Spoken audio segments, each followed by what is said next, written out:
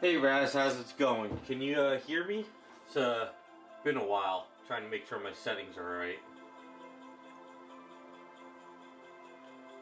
Hey, what's up, Terrell? What's up, Matt?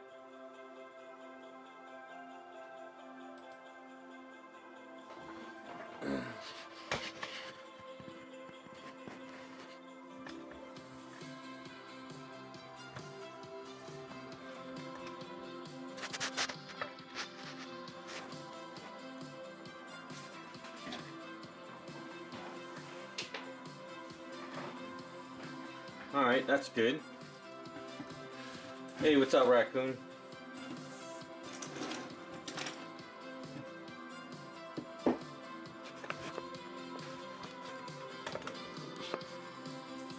Thank you, it's been a while. Slowly getting back into things.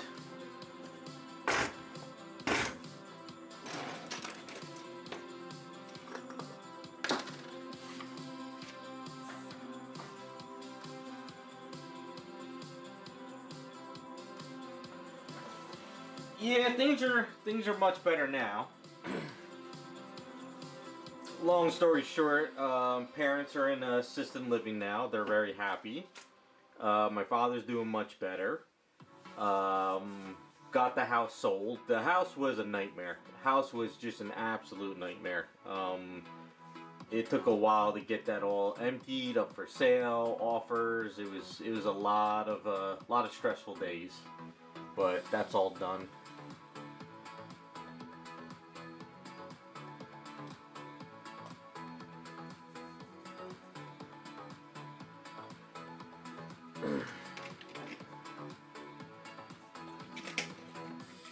Slowly getting back into work too. I've been working on commissions and stuff lately. Doing stuff here. Got rid of a lot of repairs that have been sitting on my desk too. So a lot of that stuff is done. I don't know where I left off with the Friday stream stuff. Plus my airbrushes are clogged. I haven't had a chance to clean or paint anything yet, so I can't really do much with airbrushing tonight. So I'm really backlogged. Hugely backlogged, but slowly getting there. It's gonna take a while.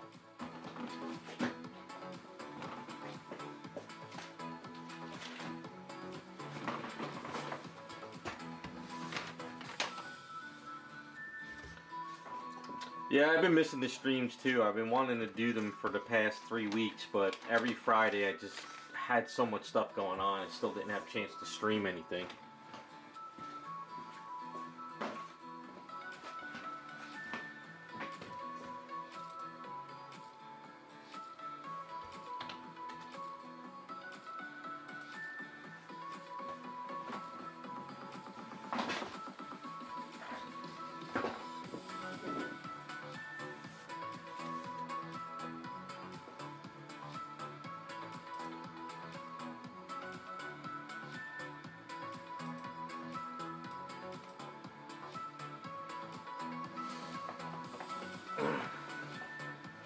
Well, to show you to get back what I've been getting back at things, this is a road commission I'm doing for somebody.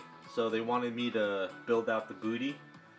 So I made her a nice thick booty on her, and I built out her upper chest too. So you probably can't tell from the from here, but if you had one in hand, and when I post the video, you'll be able to see it. So I just been trying to catch up on some of the stuff that I pulled out before everything happened. Like I pulled out these items, they were on my shelf ready to start working on it, and then all hell broke loose. So I figure trying to do some sculpt work, get back into things.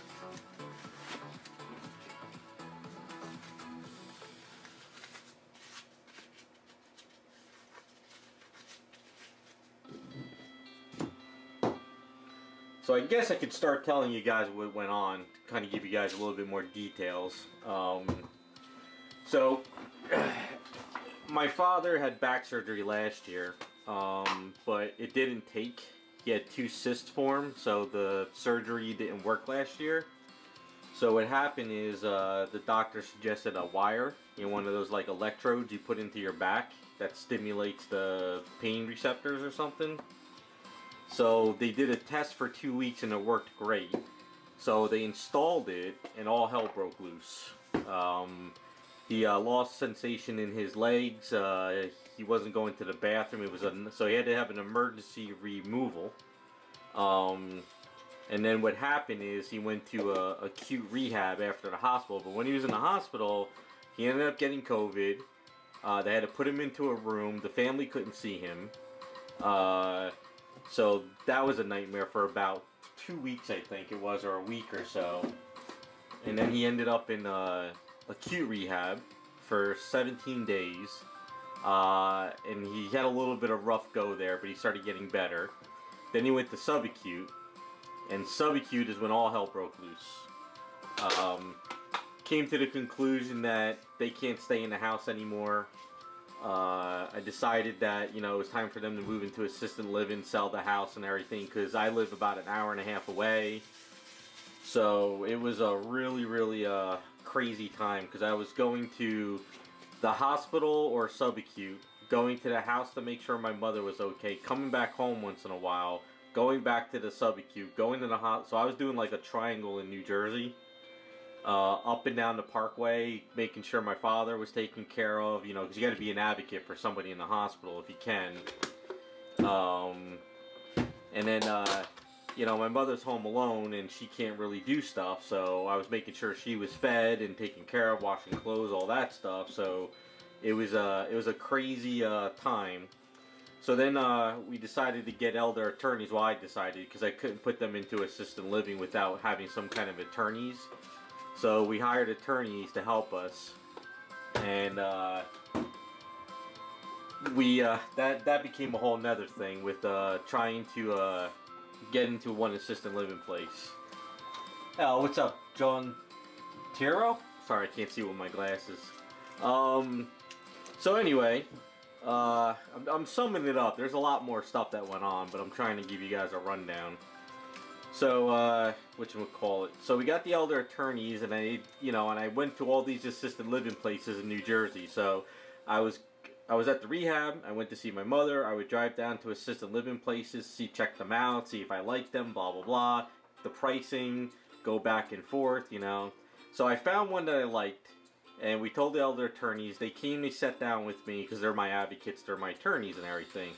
So this guy at this place was like, oh yeah, this is the price, we have a room, blah blah blah, we can get him in soon, you just got to put the house up for sale. So, because you got to have some, you got to pay for this type of stuff. So anyway, we get the house up for sale, and then I'm like, okay, well, let's get my parents in, because, we're doing a promissory note and all that stuff. And then all of a sudden the guy was telling me and my lawyers that we need money up front, you can't do a promissory note. But we're like, you told us that this is what we were supposed to do, and I'm doing everything you told us to do, now you want money. So it got crazy. This guy would be like, oh, well, this isn't included in the plan, you gotta wash your own clothes, you gotta do this, you gotta do that. And we're like, wait a second, everything is on the sheet that is supposedly included with going in there, but now you're telling me all of a sudden you're nickeling and diming us for stuff that's not included in the sheet. So it was a very, very shady guy that was going on, and one day it was like, meanwhile we're paying for rehab, because my father passed the 12 days of being rehab under insurance. We had to pay out of pocket, because I couldn't bring him home and take care of him. That was the problem. Because at the time he still couldn't walk or any of that stuff. So even the elder attorney, she's like, my advocate, she's like, well, I don't know what's going on at this place, but it's falling apart. This guy is, we even had the hospital bed under Medicare shipped to that assisted living place, sitting in a room, and he still wouldn't let my parents in. It was crazy. So I told her, I said, I'm done with this guy, I'm done with this place, we need to find another place. Do you have any suggestions? So they actually suggested a place further down south for me, which is actually only 20 minutes away from me. And I went and looked at the place, and I absolutely loved it. It was amazing. It wasn't as big, it was a little bit smaller, it was really well kept, clean, everybody was nice. So we ended up going with that one, and they actually worked with us. But it was still a little bit crazy, getting everything done, this, and that. So finally we got my father out of rehab. We got him into the assisted living place, and then it was my mother's turn to get her in there. So I got her in there, and then once they got in there, I had to take care of the rest of the house. I had to go up north. I had to take care of the house, get it all emptied, get it ready for the closing of the sale because we already had the contract. Got everything done, and I think it was about 2 weeks ago we closed on the house, and then that was like a huge weight lifted off my shoulders. So that I didn't have to travel up there to take care of the house, make sure the heat was on, cut the lawn, all that crap. So that's done. So now all I have to do left is just take my parents to the hospital every once in a while, or doctors, and then from there, just change all the addresses on everything, and that's it. We're done. So it's worked out for the best. I guess it's a good thing that guy gave us some problems, because I think if my parents ended up in that first place, we probably would have had a lot more problems, because they're not as hands-on and they're really bigger than expected. So, and it was more money too, which is crazy. So yeah, so we ended up in a really good place, and so far my parents are enjoying it. So my father loves it. He's having a great time. Hey, what's up, nice guy? Thank you, appreciate it. So yeah, it's been a crazy 4 months. 4 months, I would say. Oh, and then right now I'm taking muscle relaxers because I was sleeping on a blow-up mattress too up at the house, and it completely screwed up my back. Like, it got to the point where when I started work on statues about a week or so ago, as I'm like standing here looking down, my back and my neck was killing me. Like it was like the muscles were like being pulled. So I was going to that deep tissue massage guy, and he's been helping me work out the muscles. But there's a muscle, like, it's like I'll show you on the statue. It's really, really deep inside the shoulder blade. So like on the back of my shoulder blade, like right in the back of that shoulder blade, it's like there's a knot in there, and you can't get to it because of the bone. And the guy's been trying to help me get in there, and it feels like a golf ball in there. So I went and saw my doctor, and he gave me muscle relaxers, and I've been taking them for the past 2 days, and it's actually been getting everything out of my back, and I've been doing better. So, but it also has to do with stress, the lack of sleep. I was eating 1 meal a day. I was sleeping only like for 3 hours a night because I was just so stressed out.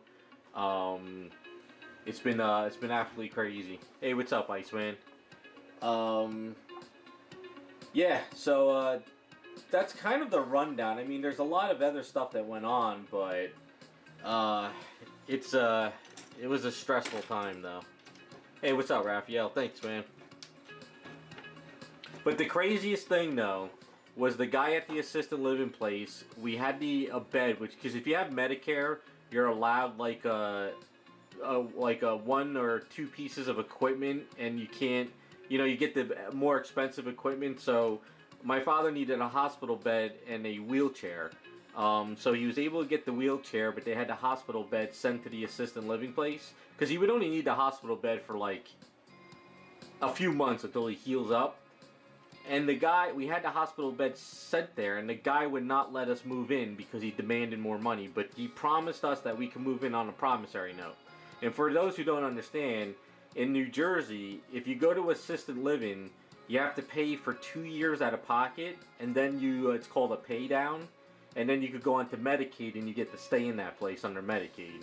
This is from what I was told. But this guy wouldn't let us in. It was crazy. Like, everyone I talked to, my elder attorneys, the lawyers, they're like, what is this guy doing? He's like, he promised you a promissory note, now he's not letting you in. So that caused a big problem there.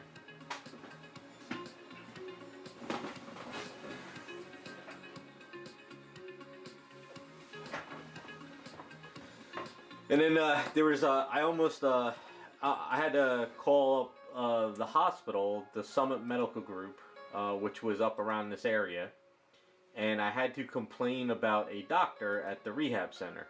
Like I said, it's like every time I took 1 step forward, I would take 10 steps back, the whole entire process, everything that was going on. So my father wasn't able to walk. He was having trouble walking, and the doctor said because of that blood clot on that wire with the spine, it was going to take like 6 to 12 months to heal, and for him to get up and walk and stuff because of his age. He's like 85.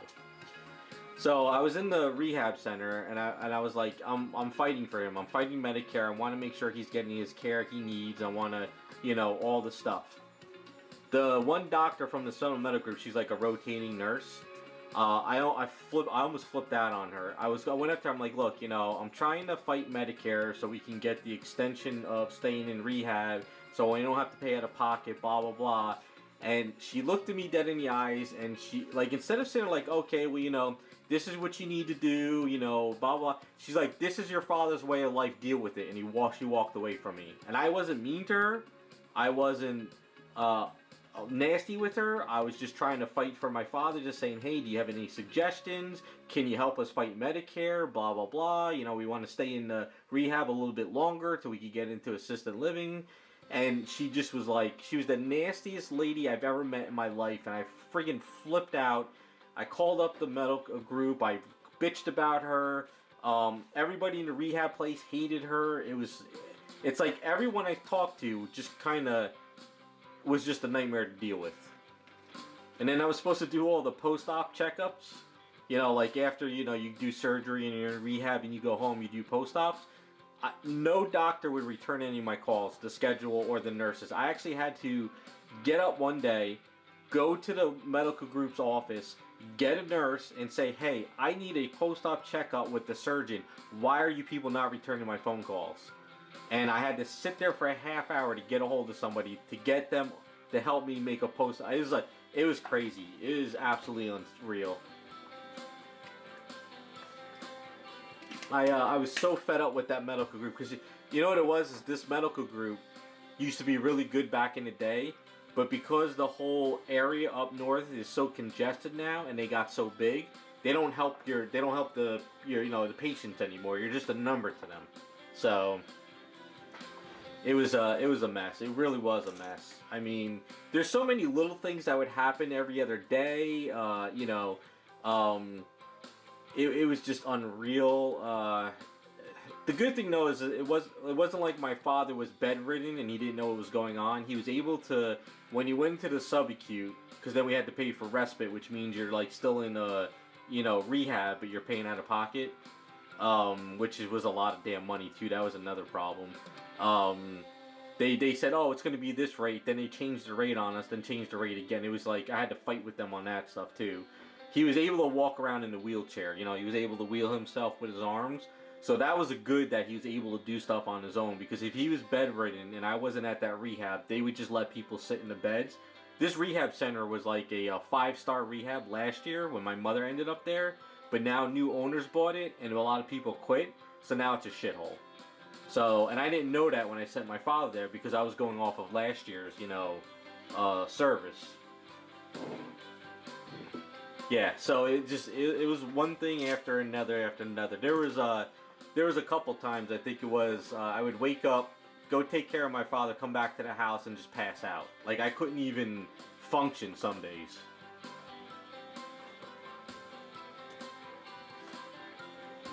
Yeah, I see the same thing, Raccoon. I don't have any kids either. I figure when I get older, I'm going to end up in one of these places or something. Or that's why I want to plan earlier if I can. Like everything I'm seeing between my parents and my aunts and uncles and stuff. If I get to that age of 55, 60, I'm going to really look into like places and try to plan things out. I mean, I don't want to end up in like a assisted living place. I don't want to make it that far, but if I do make it that far, it's scary because if you don't have somebody in the hospital with you or these places, they'll just leave you in the room. That's the bad thing, So I wanted to make sure I was there to take care of my father and make sure he got the care he needed. But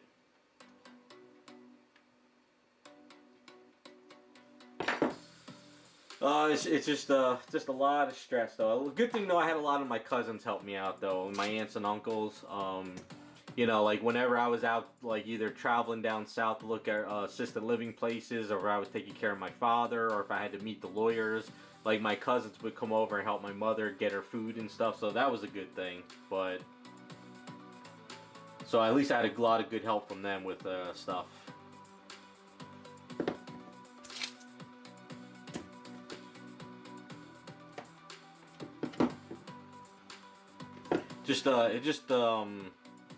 I don't know, it's just one thing after another after another. I lived on basically Subway and Smashburger for 4 months because I would wake up, I would go to rehab, I would take care of my mother, I would get the house ready for sale, go back to rehab, and by the time it was like 4:30, that's when like lawyers or doctors or the rehab would call me, and they would say, oh, this is what you need to do, call us back tomorrow. So everybody would call at 4 or 5 o'clock at night, so I couldn't do anything for the rest of the night. And it would be like 5, 6, 7, 8 o'clock, that's when I would actually have a meal for the day. So I think I lost about 15, 20 pounds too throughout the whole 4 months. Which is not a bad thing, but it's not a good thing with stress losing pounds, you know?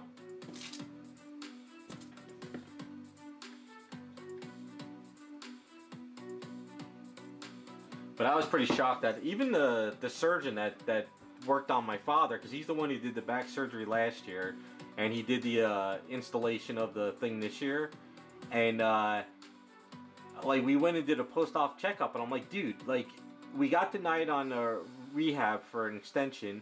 I go, your office is not calling us back. Like he acted like, oh my god, you had a blood clot, these people are gonna sue me, I can't talk to them anymore. So like we couldn't even go to him to like do a checkup, you know, like to see if he needs to do this or if we have to, you know, like the guy just like completely disappeared from us. But when he was in the hospital, he was like, I'm not going to give up on you, we're going to make sure you get better, we're going to work with you. And then after my father went to rehab, the guy was like, I'm never talking to these people again. So a lot of people said I should sue, but there was so much going on, I don't even know if we could, you know? So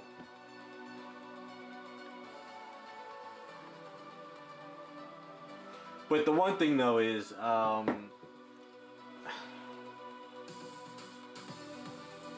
yeah, like none of the doctors really did anything. They were all just sort of they didn't give a shit.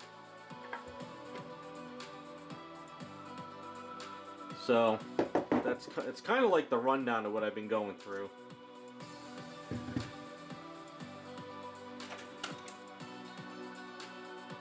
But now I'm pretty good. We're pretty set right now. My parents are about 20 minutes away from me down south, like 20 minutes south of me.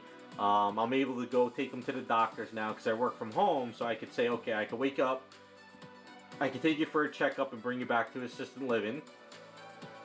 My father's not driving anymore now too, because after all, even before this, he was having trouble, you know, with his legs and pain, so I didn't want him driving. So, but that's kind of the rundown. I mean, like I said, there's a lot of other little things here and there that happened that were such a nightmare. But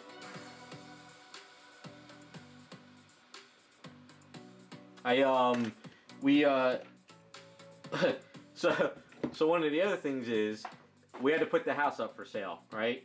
So I started gutting the house out, and we had a bulk pickup that week, which was perfect timing. So I was throwing stuff out of the house because I was like, we couldn't do a garage sale, it was too cold.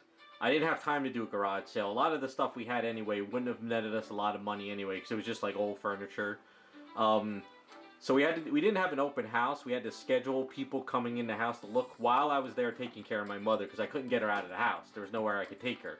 So we listed the house on Thursday, and then Friday, Saturday, and Sunday, and then Monday, we had people coming in and out of the house while I sat with my mother. So it would be like 9:30 someone would come in, 10 o'clock someone would come in, and then 11, 11:30, 12, and then it would be 1, 3, 1:30. It was just for like 4 days straight, and that was a nightmare too, because you would like to sell a house when no one's in there, you know, put in an open house so people could go when they want, but I didn't have that luxury.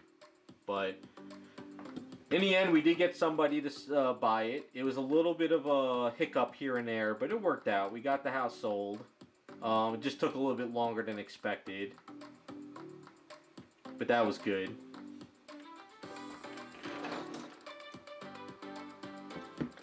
I was looking into that, Raccoon, but the only problem is if you do that, I think they either have to live with you, or you have to be living with them. Even my whatchamacallit, the post lady said the same thing, and technically I wasn't really their caretaker for the past 4 months, like, because my father was paying for respite, so they were taking care of him, and my mother, I was just kind of, you know, just doing what I could. Yeah, family helped us out a great ton. That was a good thing. So I had my cousins and relatives helping me out. So God bless them for being there and everything. But I couldn't put all that on them. I couldn't have them sitting there taking care of my mother all day and stuff. Just enough to make sure she was good for a day here or there.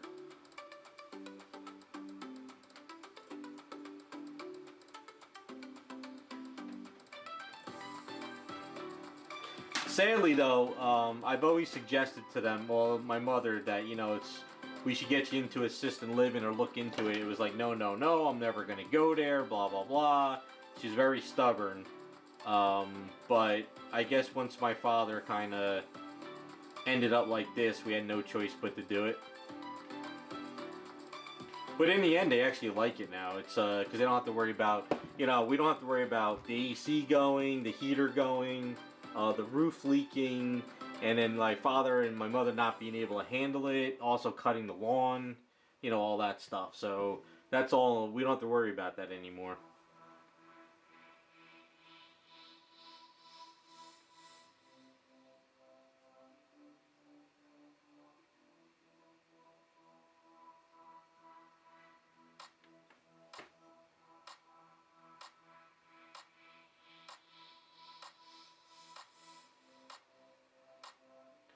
But at one point, I was ready just to get in the car and drive west and never be seen again. That's how stressful some days were. It was the rehab center that kind of really pissed me off. We went to the acute rehab, which is like acute is where you work for like 3 hours a day and they're on your ass all day long. That's more for like major spine injuries, car accidents, people who have disabilities and stuff. Subacute is where you're there for like you do therapy for 1 hour a day, and they just make sure to give you your meds and they get you to a certain level of care, and then they send you home. Um, so at one point, the subacute said, "This is as far as your father's going. We can't do any more for him." I'm like, "Well, wait a second. We have 100 days on Medicare. You should be able to help fight for us to stay in." But the subacute was like, "Nah, we're done. That's as far as he's gonna go." So that's why we had to pay for respite, which is like you got to pay out of pocket. Because the other problem is the house wasn't equipped for my father to be in a wheelchair, so there would be no way for him to really walk around the house because some of the hallways are a little bit narrow, and he would never be able to get into the bathroom with that wheelchair. So I said at this point we're done. We got to go to assisted living because I can't take them in my house. I can't take care of them being an hour and a half away. Because if I drive up to see them, it would be an hour and a half up there, take care of them or do what I got to do. An hour and a half home, that's already my day is gone. So, but it's a hell of a learning experience. I'll say that much.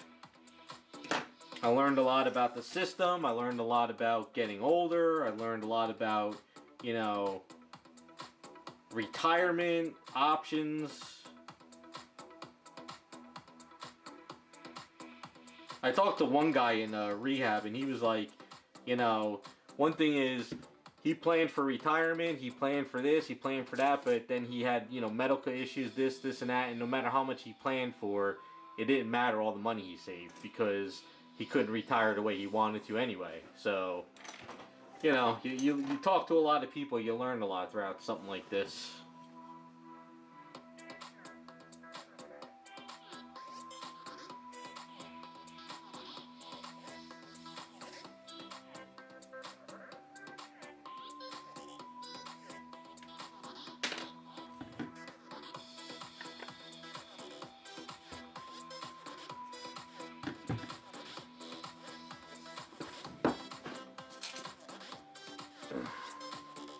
And one of the bad things though is I burnt a lot of money on gas and tolls because they raised the tolls in New Jersey.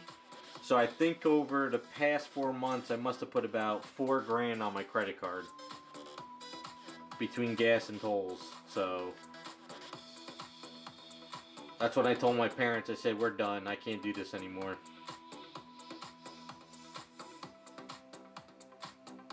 It was like almost every other time I was on the parkway, it would be like the tolls went up in price. I was like, what the hell is going on?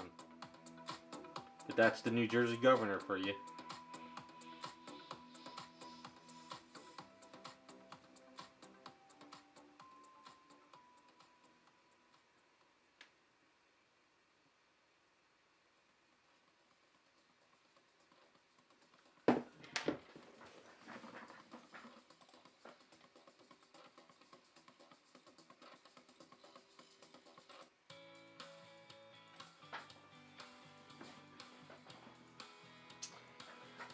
Yeah, yeah, Terrell, I put a lot of money because don't forget too, I had to pay for food too because I didn't have time to go food shopping because even if I did, I was never in the house to eat anything. So you figure like one meal a day is almost like $20, you know, because food prices are crazy now. So hey, Girk, thanks, man, appreciate it. Cody, thank you too as well. Sorry, my glasses, I gotta wash these.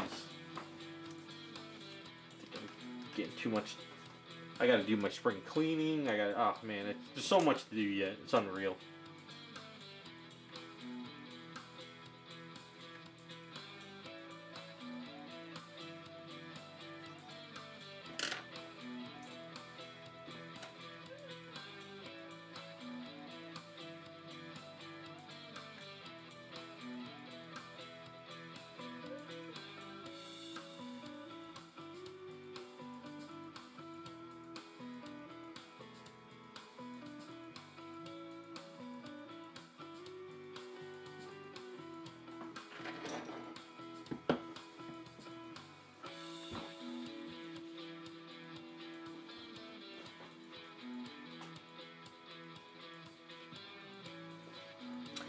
Yeah, it's kind of sucks here in Jersey with that. Like the gas is lower because we have the refineries in New Jersey, but now just to get onto the Parkway from my house to get onto the Parkway, um, it used to be 50 cents just to get on the Parkway. Now it's almost $2 now to get onto the Parkway, and then once you get onto the Parkway, you have to pay a toll.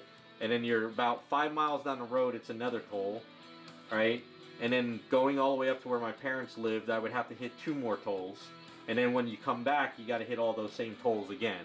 So a round trip, tolls were about, I think, almost $25 or $30, something like that. I forget. And then a round trip of gas was about $35. So you figure I was at least spending almost anywhere from $40 to $50 a day round trip if I had to come back home.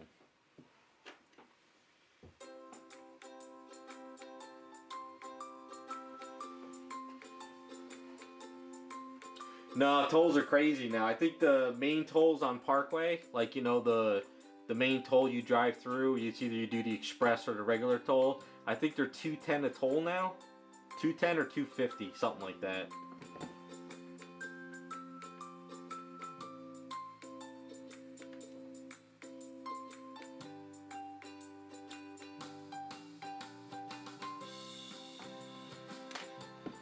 Yeah, and then like if I went to I was just drinking water all day long because my parents had a bunch of water in the house and garage, so I was just drinking water bottles most of the time and sometimes Gatorade. So I would go to Smashburger, I would get 2 burgers, and that would be almost $20. Or if I went to Subway, I would get a foot-long sub and some chips, and that's kind of all I was eating.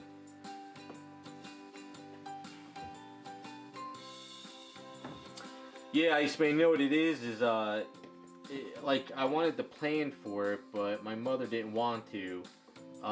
You know, it's old parents. They figure they're gonna stay in the house forever. You know.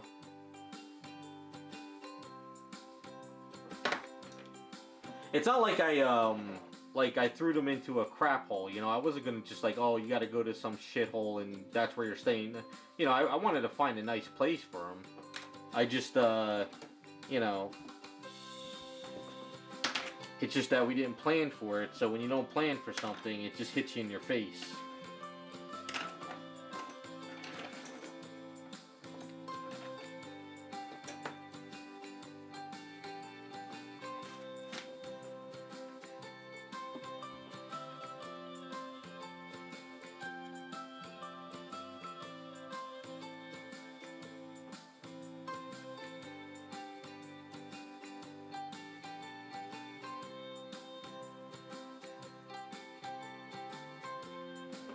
See, my parents aren't they're not boomers. Boomers are in their, like, goes up to about 75, I think, right? Or 79.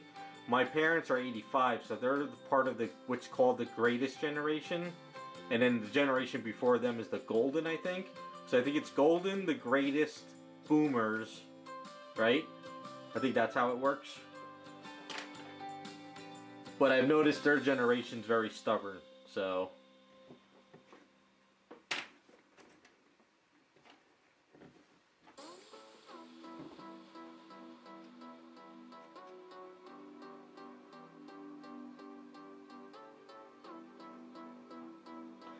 And then one of the other things too is, this is another advice for you guys. If your parents are older, you know, and they are reaching that age, we when we hired the elder attorneys, we got a whole package where they redid my parents' will, they redid the advance directive, and they gave me power of attorney, which means that I can sign checks for them. I can, you know, do their billing. I could sign them in and out of places. So I had to get that power of attorney too, because I couldn't sell the house for them. So what the elder attorneys did is they did me a quick page of an estate power of attorney, so I could sell the house, and I didn't have to bring my parents to the, you know, to the lawyers to sell the house and sign papers, because the lawyer would have charged us a shitload of money if they had to come to my parents. So it's just there's a lot of, like, it was all that, you know, it was the rehab, the doctors, my mother in the house, selling the house, getting the power of attorney, cleaning the house, you know, I had to get the car off the property, you know, there's so much crap that I had to do, it's crazy.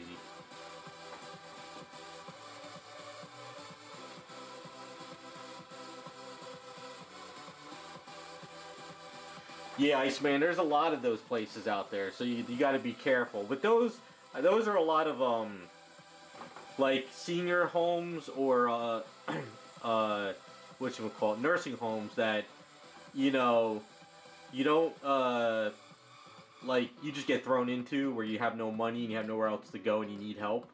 But there's good places out there, but you got to have the money, or you got to at least plan for it. I don't know, Iceman. I'm not perfect, but I tried my best on this stuff.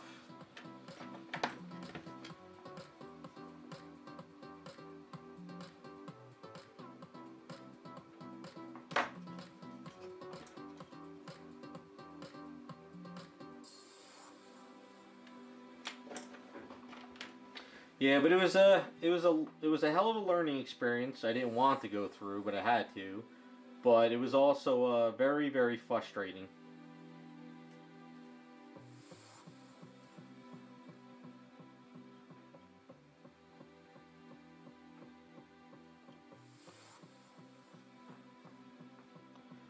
Well, that's what I did. I just, you know, I just took it one day. There were some days I was like losing my shit, you know. And I think the days I lost my shit is the days that, you know, I was either talking to a doctor or the rehab center and they were on my ass, or they didn't give me the correct information, or they wouldn't help me out, or it's just there's a lot of days like those. Like when my father was in subacute, we did the whole appeal to stay for extra, because they only gave him 10 days. We wanted him to stay for at least an extra week, so then he could move into assisted living afterwards. That was the plan. So we got denied. But then after we got denied, I talked to the doctors, I talked to the nurses, you know, because the rehab was like, oh, you're gonna get you're gonna get extra week, yeah, you're gonna get it, blah blah blah, and we got denied. And I sat there like, you people told me we wouldn't get denied. Oh, we never told you that. We never told you that. And they're like, well, you should have had the doctor sit with you on the phone when you did the appeal. I'm like, now you tell me? Like, I could have went to the doctor's office, sat down, have him be like, you know, sit with me and say, hey, this guy needs more help, blah, blah, blah. And we could have got those extra 10 days under Medicare. But they tell me all this stuff afterwards. That was the problem.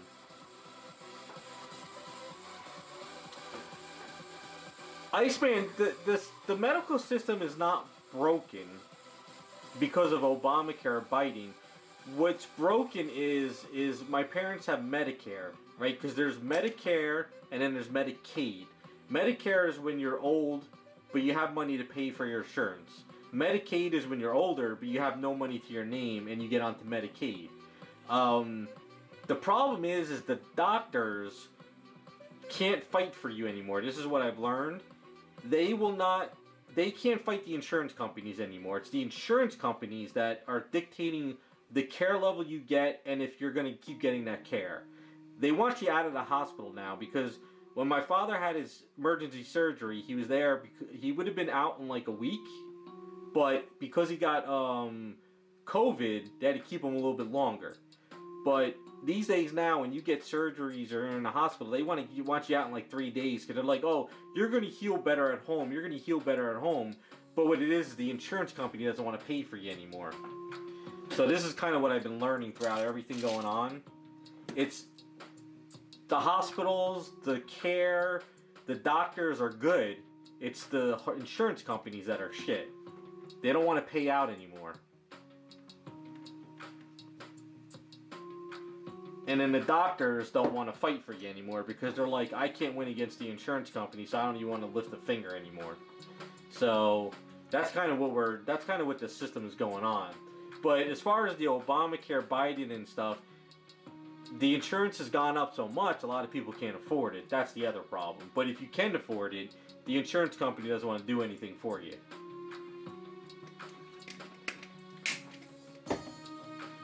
Like, when this was going on, my cousin ended up in the hospital for diverticulitis. So he had to go on to, like, liquid, antibiotics. They were like, well, once you're up and running, we're going to get you out of here in 3 days. Because what it is I think if you're in a hospital for 2 to 3 days, and then longer, you don't have to pay a fee or something. But if you're only in for 2 days and you get kicked out, then you have to pay like certain. Like I forget how it is, but the insurance companies want you out in a certain time frame. Now, sometimes it is better to get out of the hospital too, because you will heal better at home than sitting in a bed all day long. Because when you're in a hospital, if you're allowed to walk around, you can. But if you're not allowed to walk around, they want you in bed and you don't heal. You know, so different situations I say are good to get out of the hospital. But times when you need a lot of care, you shouldn't be kicked out right away. But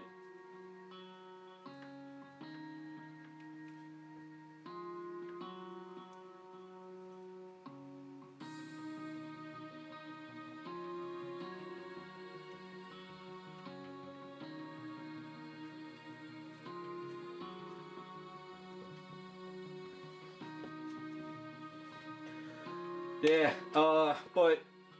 the subacute place my father was at, top notch. It's called Kessler.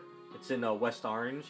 Like when I walked into that building, it was better than the hospital. Any hospital I've ever been to, this place was immaculate, nice and clean.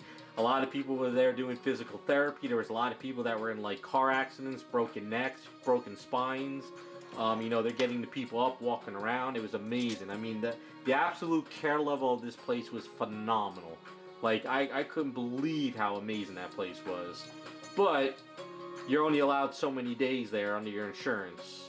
Under Medicare, from what I understand. Now, if you had personal insurance, like if you have just like Horizon insurance and you pay out of pocket, whatever, then you could have my father could have probably stayed longer. But Medicare is a really kind of a crappy system for elderly people, but it's what we got.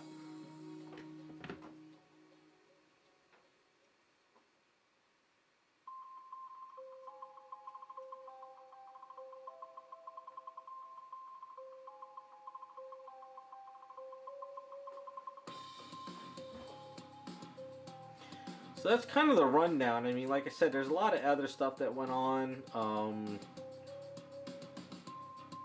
But kind of pulled through, got through it. A lot of stress, a lot of sleepless nights. Trying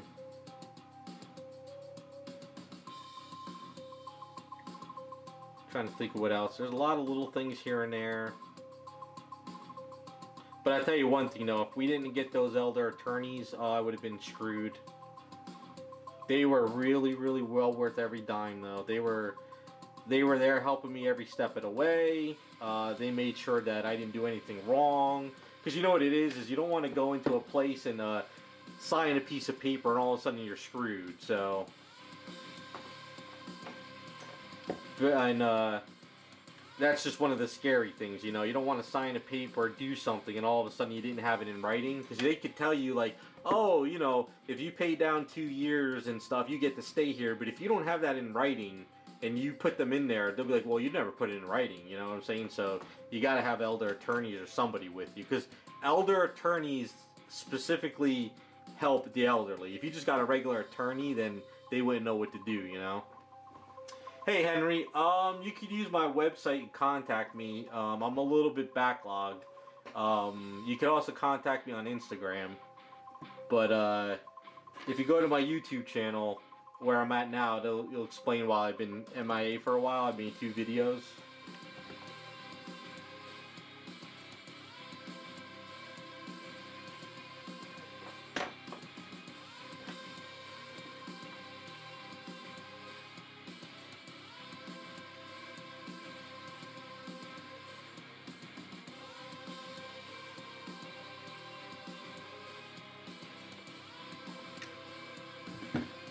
If I don't reply to you right away, just give me time. I got a lot of people I haven't even replied to yet too. I'm trying to catch up on.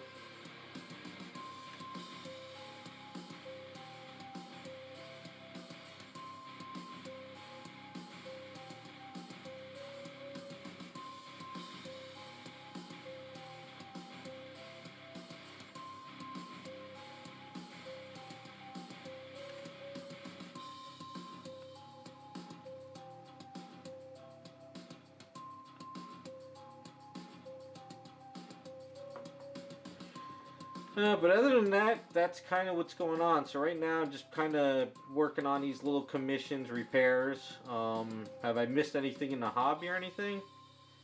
I mean, how's everybody else doing besides just another year of inflation?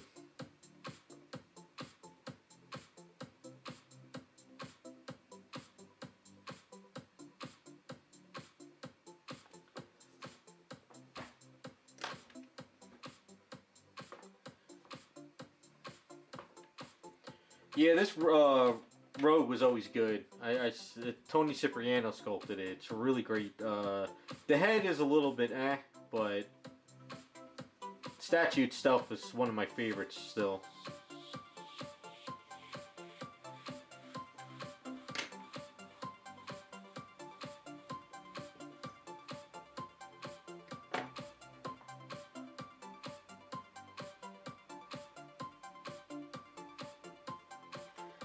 I'll have to check it out, Iceman. Yeah, I haven't had a chance to really do a lot of Instagram stuff. Figurama Studio? I don't know who they are. Maybe I do, I just don't remember any sculpts.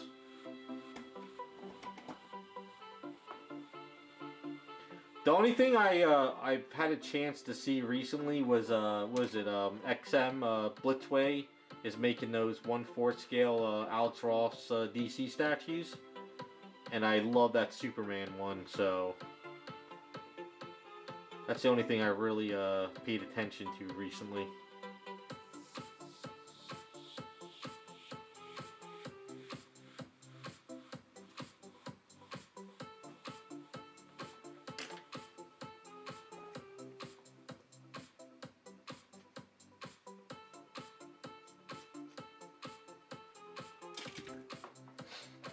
Yeah, I haven't had a chance to really keep up to date on a lot of statue stuff.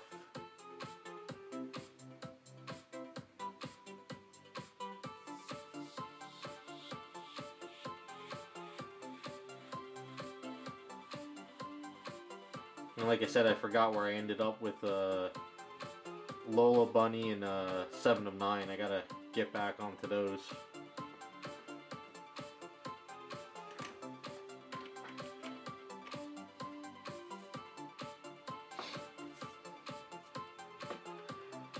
Down the line, Iceman, maybe.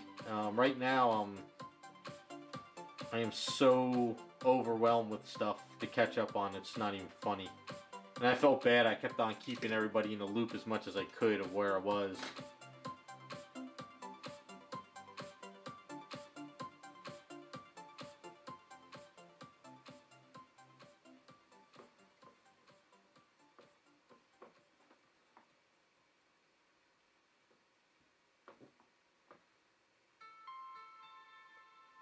That's good, Raz.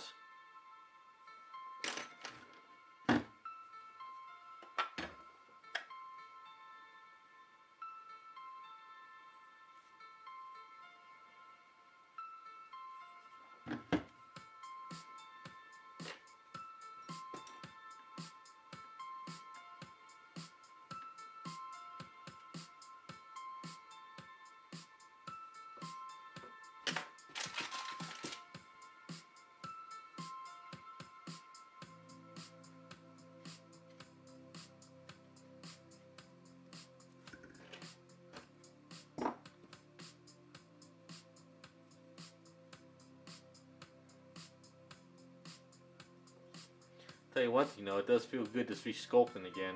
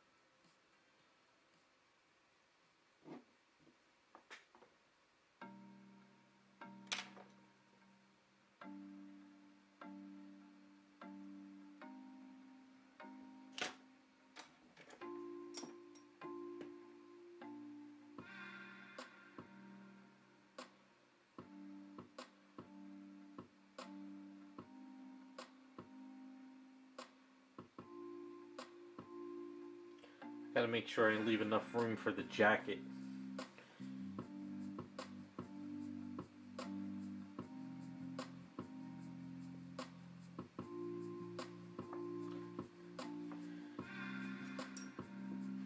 Hey, what's up, Jacob?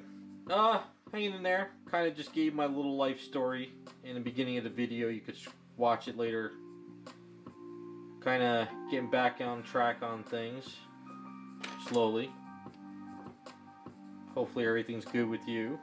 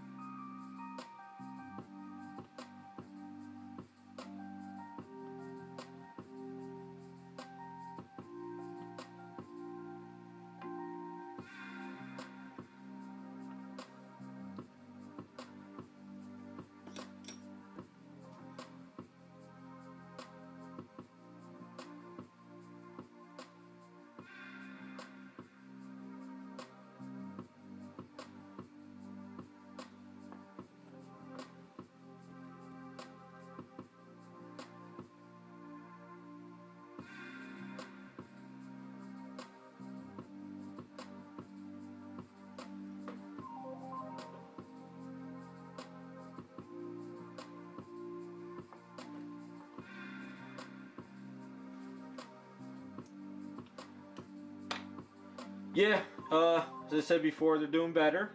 They are in assisted living. My father's doing much better. He's actually, when he got out of the rehab center, he went into assisted living. He was in the wheelchair, and he's able to wheel himself around because he's got good strength for being 85. But now he's actually starting to walk around with the walker, and he's moving pretty fast. So he's doing good. It's going to just take a few more months to heal up, but you know, this whole entire time, I don't think he would be able to really drive ever again, though. That's one of the things, so.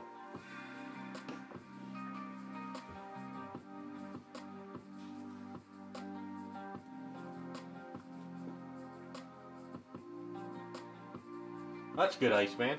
You doing work on which hair? Yeah, Raccoon, yeah, I've had a bunch of people even email me like, what's going on? Where have you been? You haven't answered my emails. You know, so I've just been directing people to my YouTube videos I made.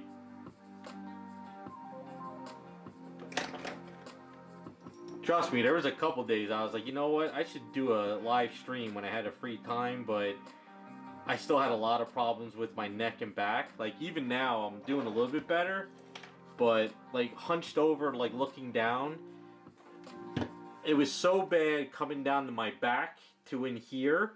It felt like somebody took a golf ball and shoved it underneath my shoulder blade. I couldn't even like look down some days. That's how bad it was. But I'm doing better now, so.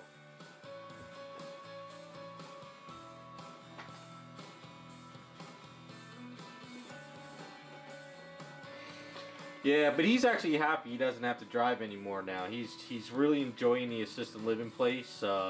They call him Speedy over there, and all the nurses like him. So he's doing pretty good. They like my family member said, just give it time. Things work out for a reason, you know. Everything happens for a reason. Just stressful. That's pretty much what happened.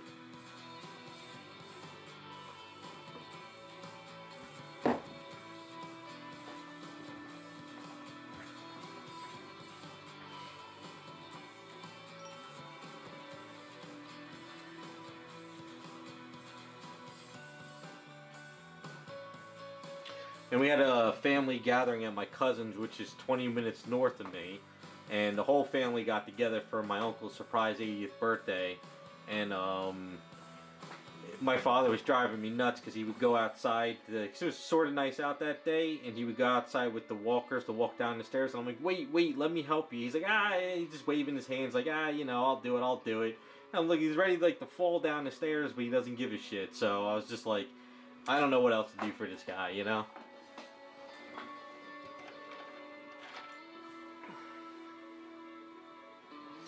Yeah, Jacob. It's actually funny. So my mother is there with my father, and one lady that's in the assisted living place, she's like around 85 or whatever. She asked my father if he wants to marry her. So he's well liked over there so far, so that's good.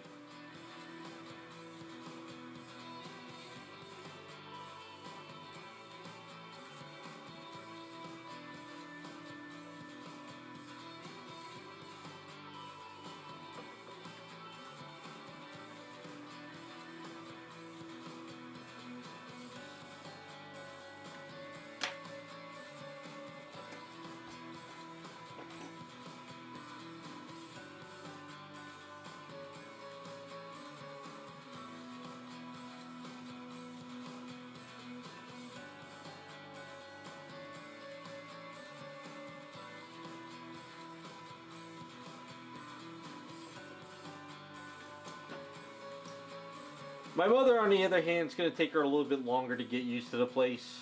You know, you know what it is like, I guess when you hit that age and you lose all kind of control, it's kind of hard, but it's better this way in the long run. But I have a funny feeling the rest of my family members, like all my cousins now, they're all getting the idea now from my aunts and uncles of where they should go because they're all hitting that age. So I have a funny feeling either some other relatives might end up at this assisted living place or they might end up down further by us now.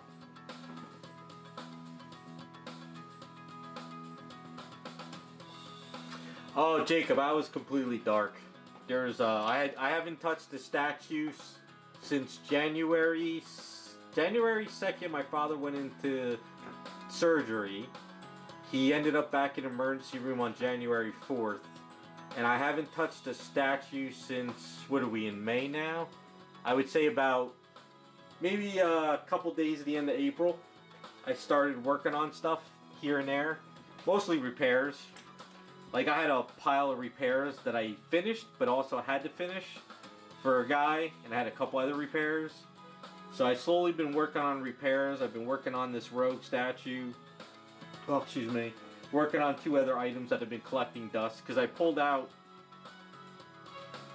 rogue and 2 other items right before all this went down.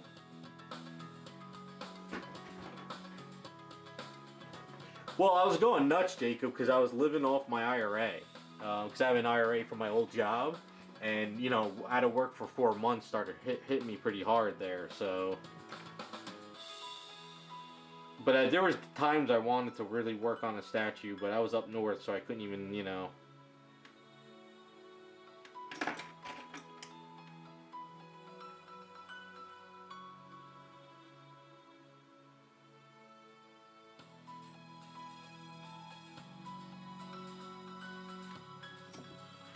A couple times I came home because I had to sleep in my own damn bed. Because there was a couple nights I was like, I'm going home in my own bed. I'm like, I'll drive an hour and a half just to go home because I can't sleep on that blow-up mattress again that night. And I would come and sit in the studio and just stare at the wall for like a half hour. Just to kind of clear my head a bit.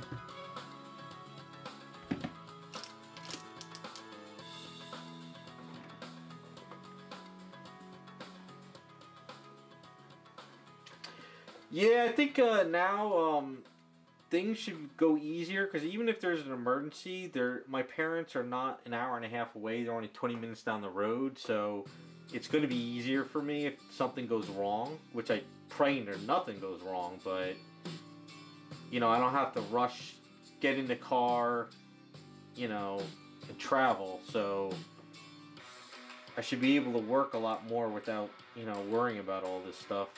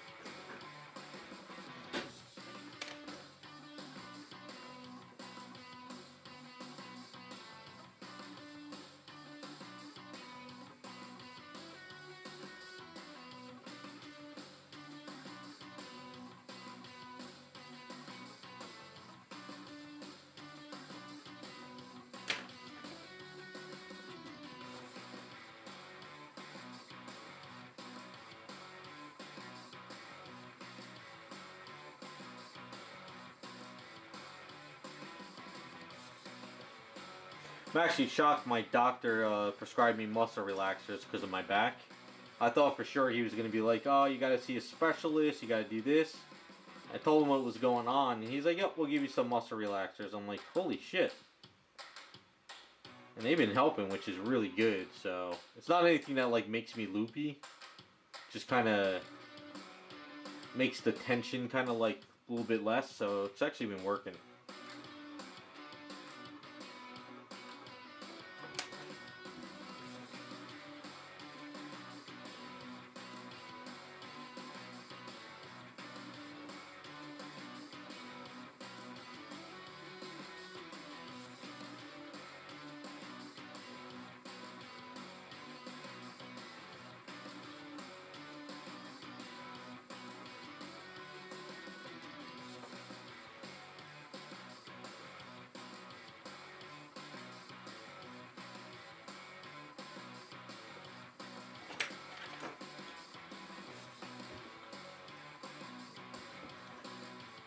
Well, it wasn't a chair. It was the blow-up mattress. Because my parents, you know, they have a couch, but the couch was one of those smaller ones, and the other couch they had, which was a longer one, was so like you would fall off of it if you lay in it. So I used a blow-up mattress, and the problem was is like my body just like I was tossing and turning it, and when I would wake up in the middle of the night, my body's all contorted on this thing, and it was just it caused so much pain for my back. So I think I must have really sprained it bad. But then again, over the past couple years, every time I slept in that thing, it would always screw up my back. So 4 months in there really did a number. They're not meant for like long-term sleeping. They're only meant for like one night or two.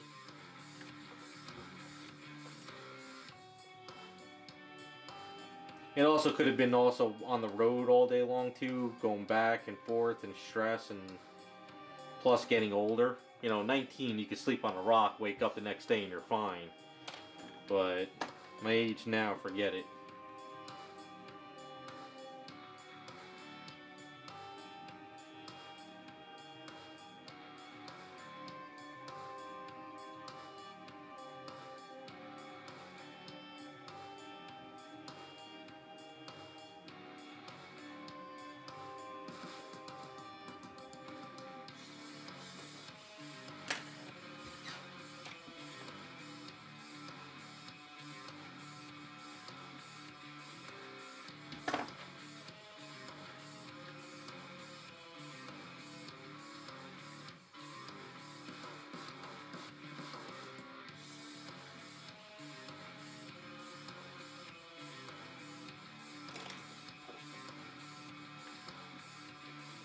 Yeah, it sure does.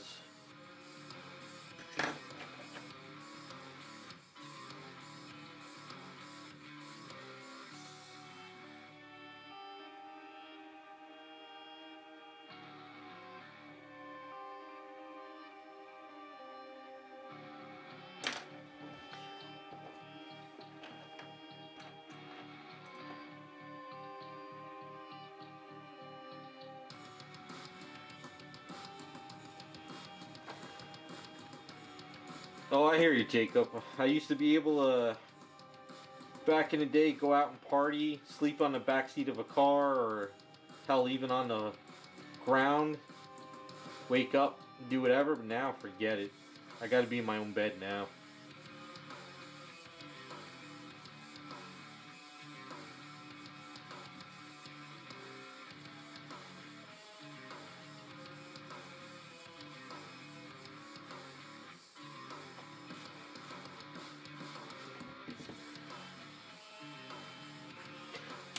Yeah, Iceman, I said that a few times. There's a few times I said that. I'm like, I'm getting too old for this shit. I said, you guys are going to assisted living. I was like, I can't do this anymore.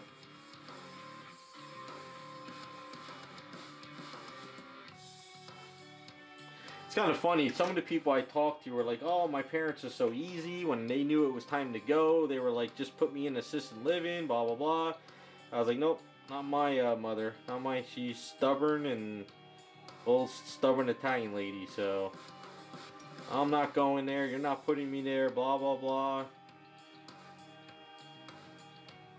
But when you can't even open up a bottle of water, it's time.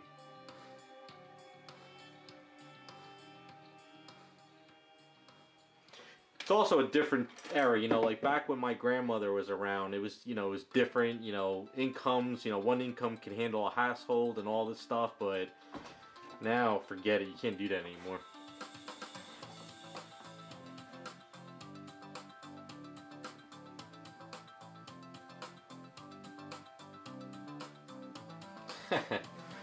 Jacob, no, they're still collecting dust on the floor. In when January 2nd happened, that's when all hell broke loose, you know. So no, January 4th is when my father ended up back in the emergency room. So after that, I haven't touched anything. So I'm only working on this rogue right now because it's a commission, and I'm trying to just kind of get back into the groove. Plus, I have to clean out my airbrushes. I have to get everything ready for paint again. So, getting there slowly. Hey, what's up, White Devil? Did you get my last message I sent to you? I haven't had a chance to hop on Discord.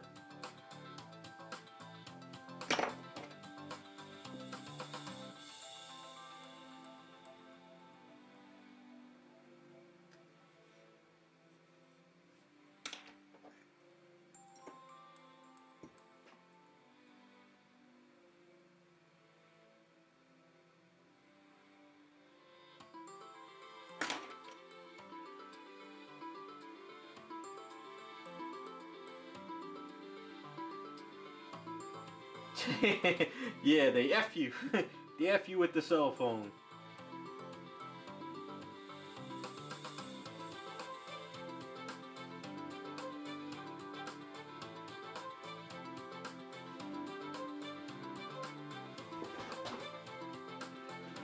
Nah, that's funny, White Devil. It's I just haven't had a chance to hop on Discord. A couple of times I was actually in the studio working. I just kind of focused on this stuff. I'll get back in there and shoot you a message again when I get a chance. I only pop on Discord though when I'm in the studio. I don't have it on any of my other apps, on like my phone or anything. So.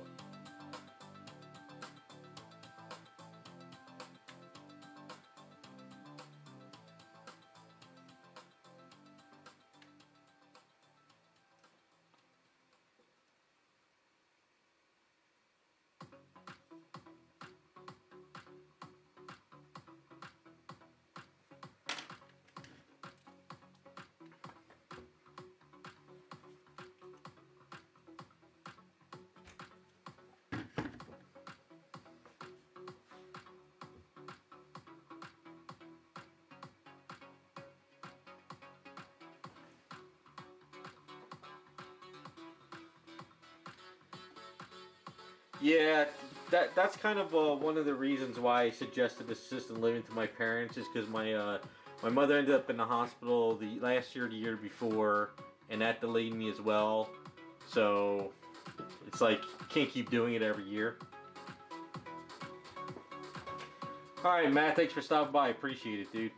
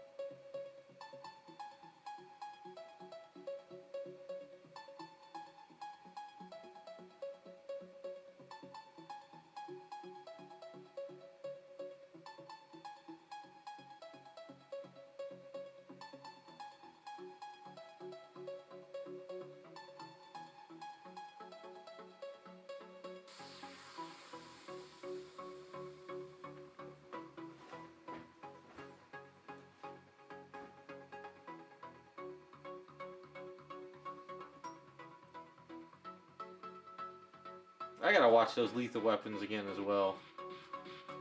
Not like there's anything else going on. I should do a binge watch on them.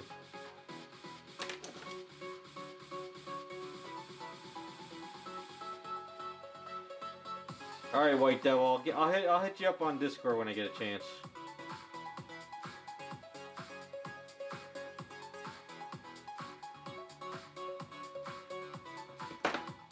Yeah, I'm around.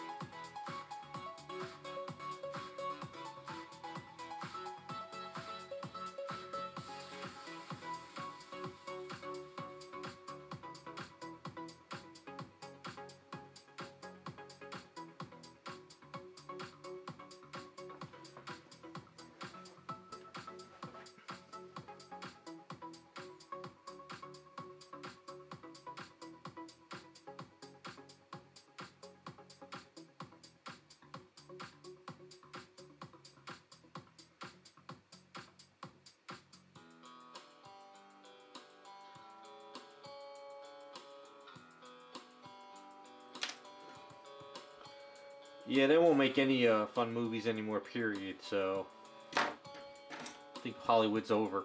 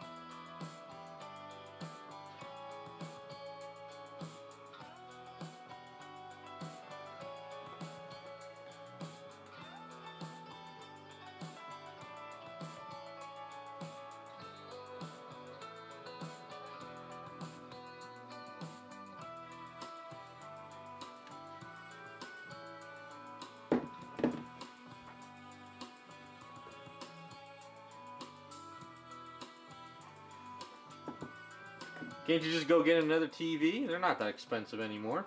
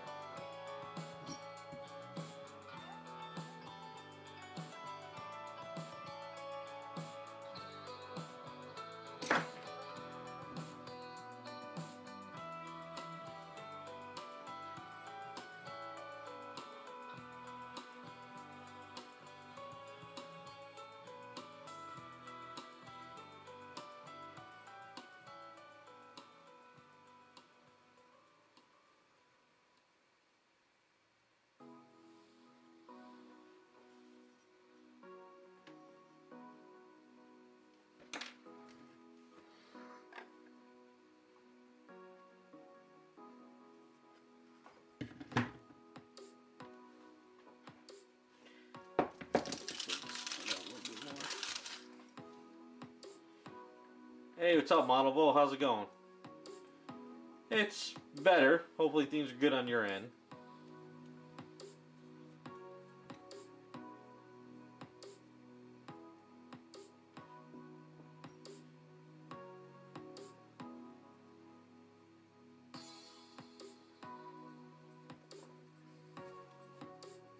I got you, Jacob. See, I'm not picky about TVs. I'm okay with any kind of TV that as long as it plays and I can see it, I'm good.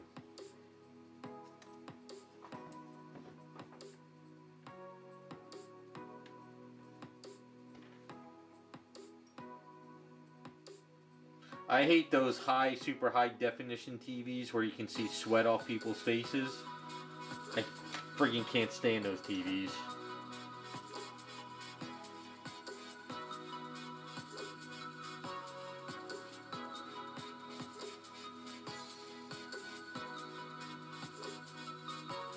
I like the old grainy type stuff for movies because I don't need to see the actors sweating.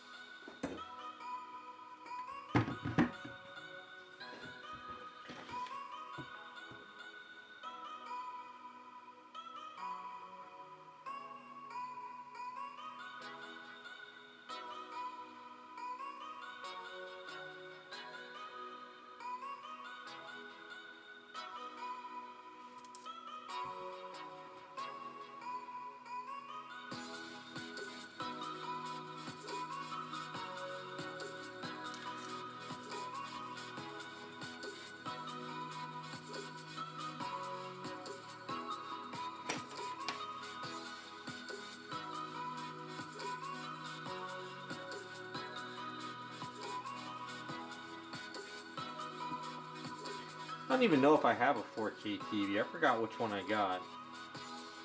I have like a TLC smart TV or whatever. Then again, I don't have cable, so...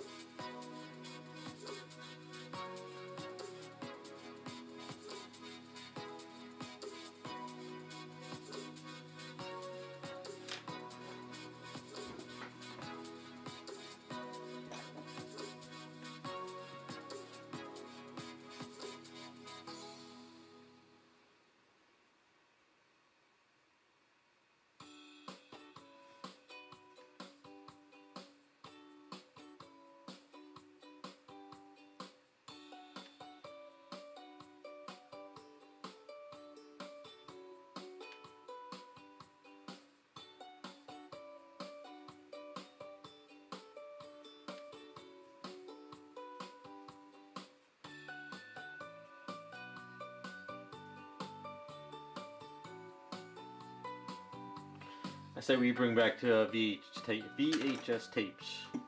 That's all I need. I don't need the high definition stuff.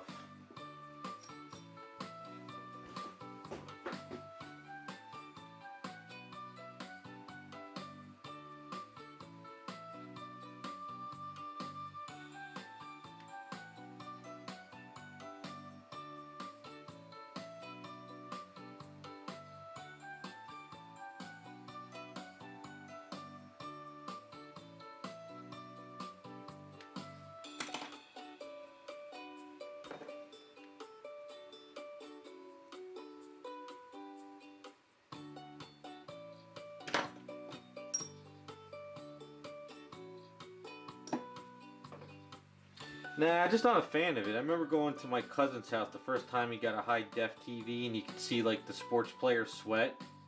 I was just like, yeah, this is just too detailed for me.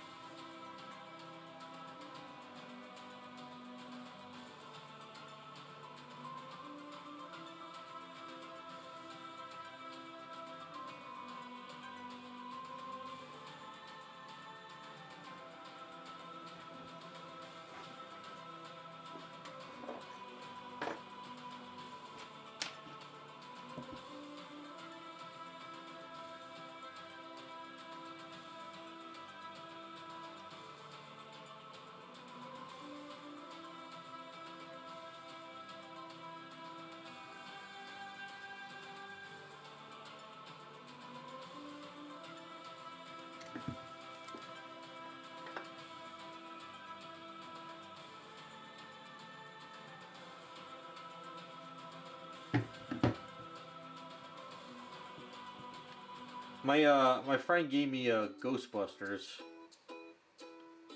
the cold one, so I'll probably check that out this weekend.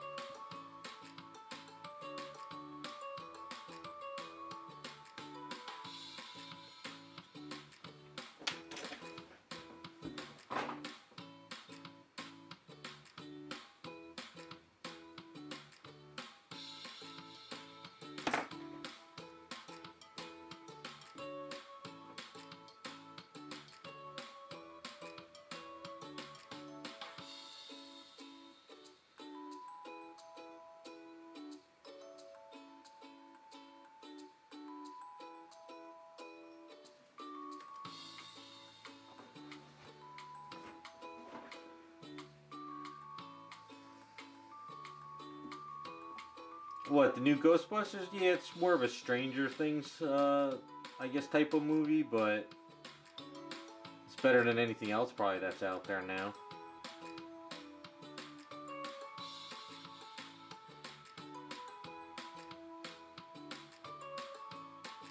I mean, I haven't watched, I don't know, for the past 4 months I've just been watching YouTube stuff at night and fall asleep, so...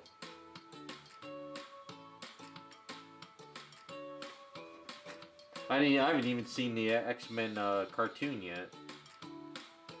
Probably gonna have to binge that once it's all done.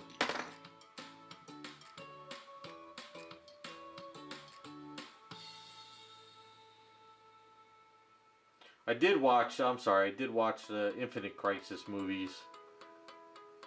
I did get the chance to watch those. I'm confused on those, but at least I got a chance to watch those.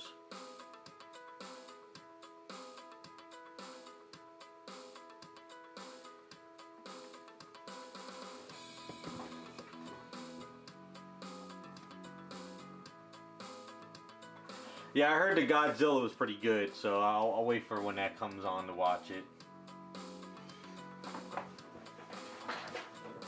But I watched DC Crisis on Infinite Earths because I love Crisis storylines. So I guess they're using that to clean up the whole universe of animated movies.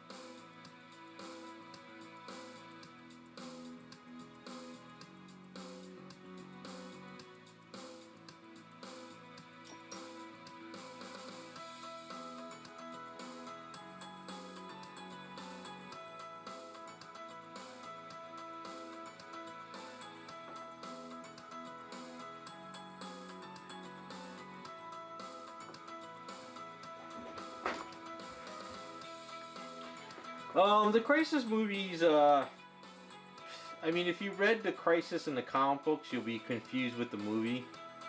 So I mean, if you binge them later on, it's probably fine.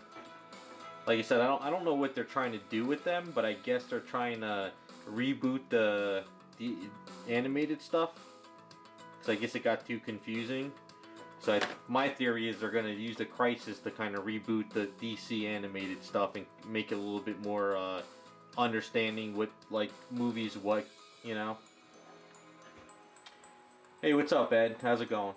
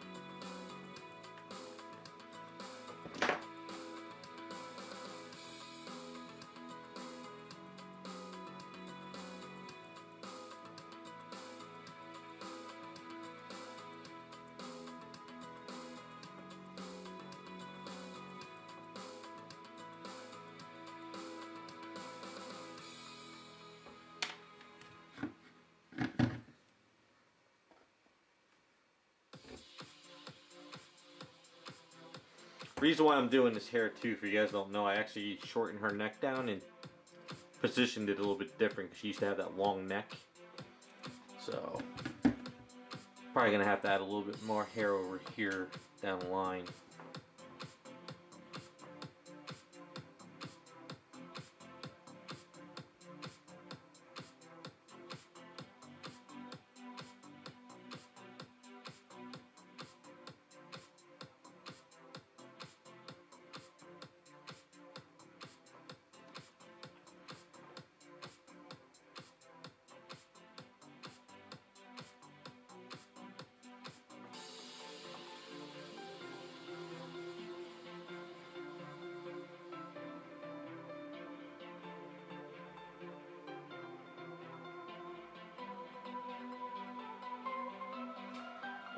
I don't know. I have faith in what DC's doing. You know, I think people are so used to what's going on with AT&T. They got to give James Gunn and everybody a chance to fix it all. It's not going to happen overnight. So, hey, what's up, Wells? Thanks, man. Appreciate it. I'm hanging in there. Hopefully things are good on your end.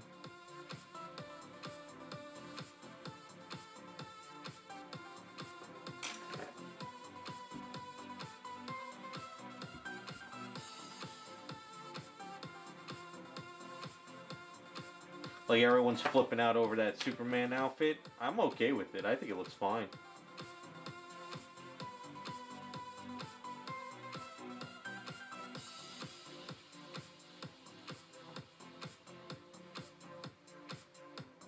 Then again, everybody flips out over everything before it's even out.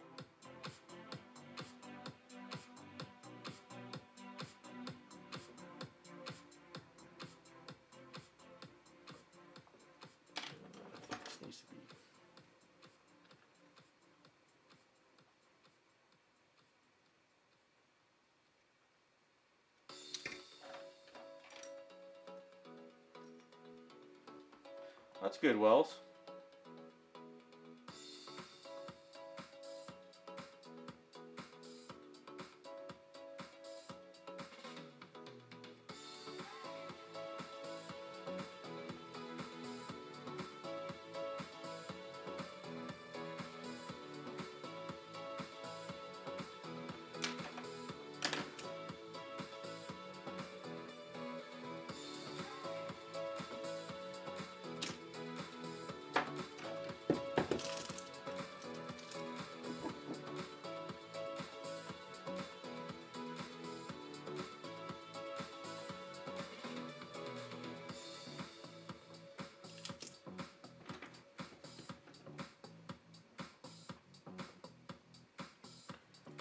Just building in sections, Ed.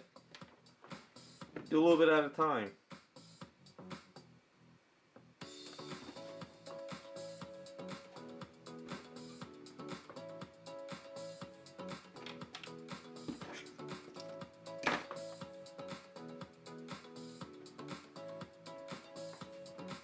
Yeah, I remember when, you know, Henry Cavill came out. There was people flipping out over his outfit too, so...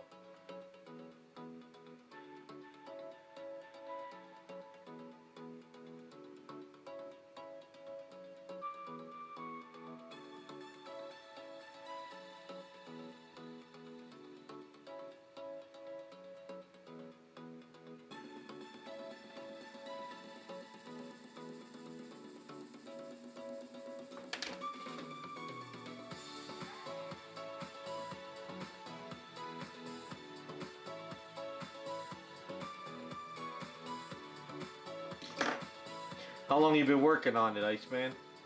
The booth.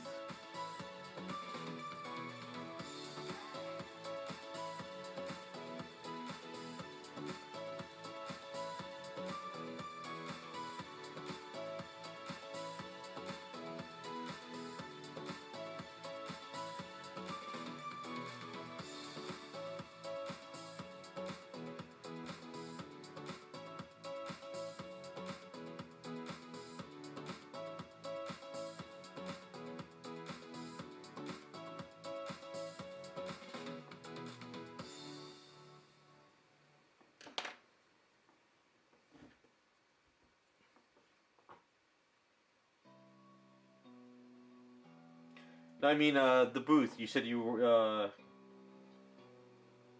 been working on a new paint booth, right? Sorry, when my glass is looking at the screen, can't see shit.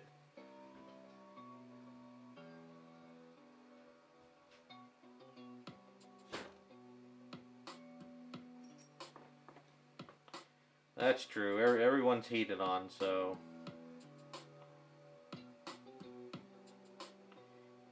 I don't go off the outfits. I go off the trailer or sort of the basic movie synopsis. Then I'll know if it's going to be crap.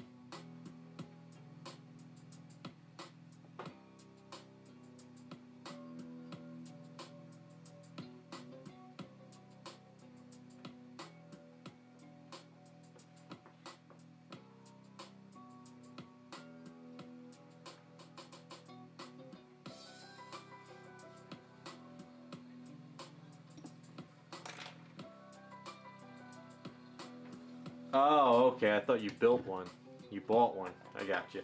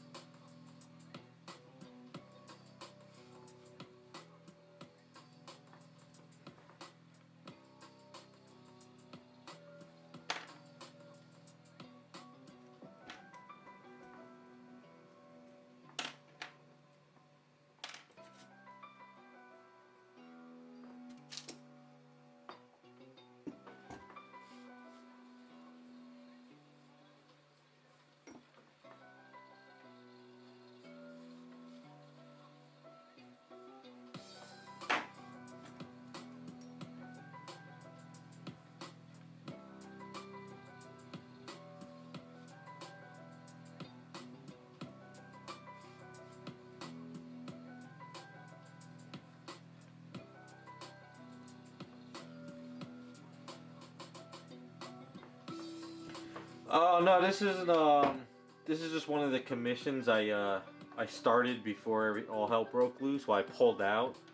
So basically, the client just wanted the head repositioned, wanted bigger chest and a bigger booty. So I gave her a bigger booty, and we didn't do much at the bottom of the chest. We just built out more up here. So I kind of had to rebuild the top here. And then he just wanted the head repositioned because she had that weird angle and long neck. So he wanted her looking a little bit more forward. So just kind of building out a little bit here and there. And we took out the wisp that goes underneath here, and I'm kind of redoing it for him. We just, because I repositioned it, I got to make sure that the jacket fits underneath though. And then after that's done, it's just a repaint.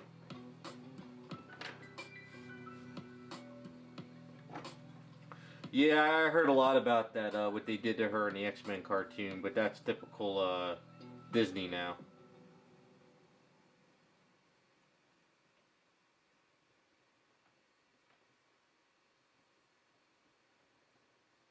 But I guess the cartoon's good. A lot of people said it's good, I guess.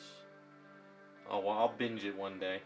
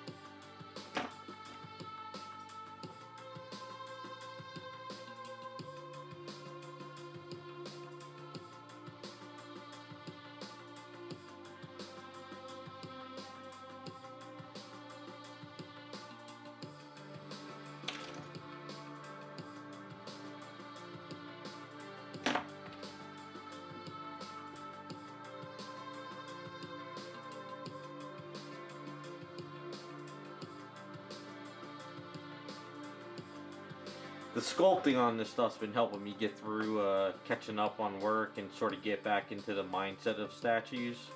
So once I kind of get a couple of these items ready, I got to start painting some stuff. And then hopefully after I get 3 items, 2 customs and 1 paint up done, I should be sort of getting back on track to catching up good big time. But for right now, I'm still kind of... It's basically, I'm basically where... I'm starting off, well, I'm right at where January 2nd was, basically. So, I haven't done anything since then.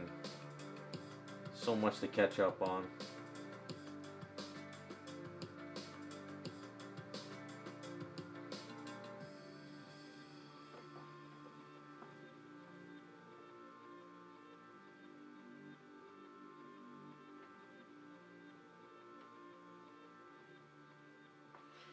Well, that's good to know. I'll watch the X-Men when I get a chance. I want to binge it someday. When, I don't know, but I'll binge it.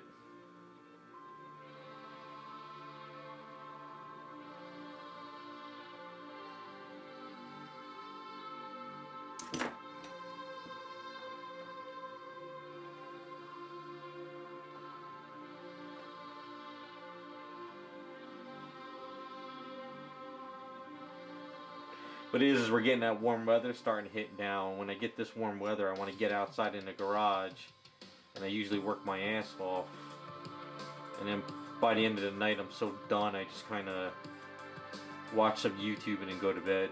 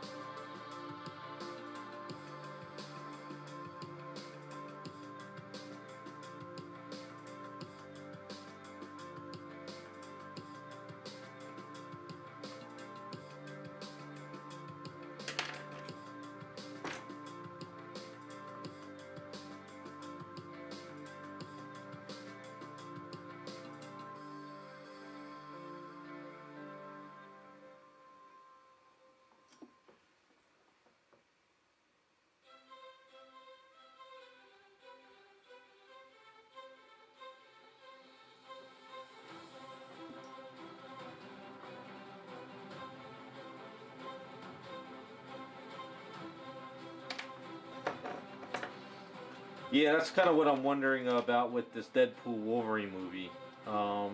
If it goes off well, I think Marvel's gonna Disney's gonna realize they screwed up big time. You know, people want to see X-Men characters, not this other crap that they keep pushing down people's throats. It's like they don't want to make money anymore.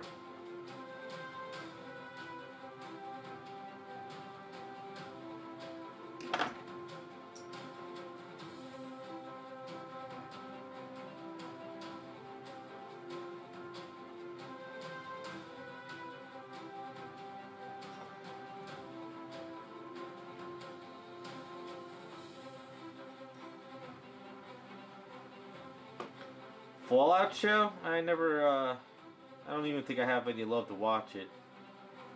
I've seen playthroughs of the game, so I'm kind of over the whole end of apocalypse movies.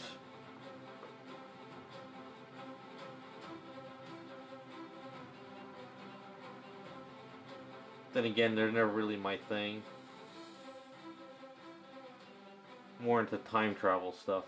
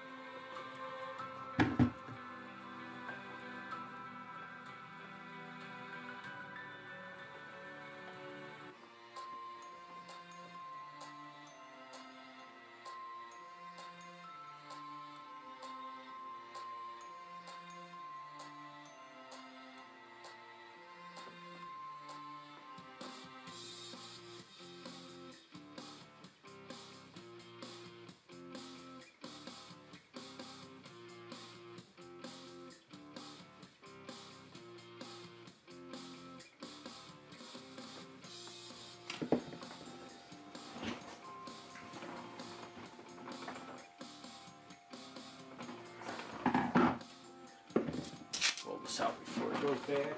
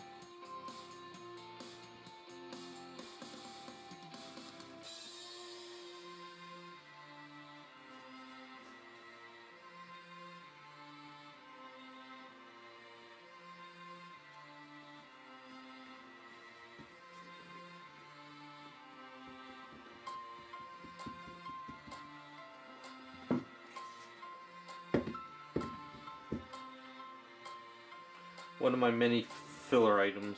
I got two of these, whatchamacallit, Jean Grey Phoenix statues collecting dust. So, kind of using these eaves to fill it in so I don't waste this stuff. These have been collecting dust in the garage for a while.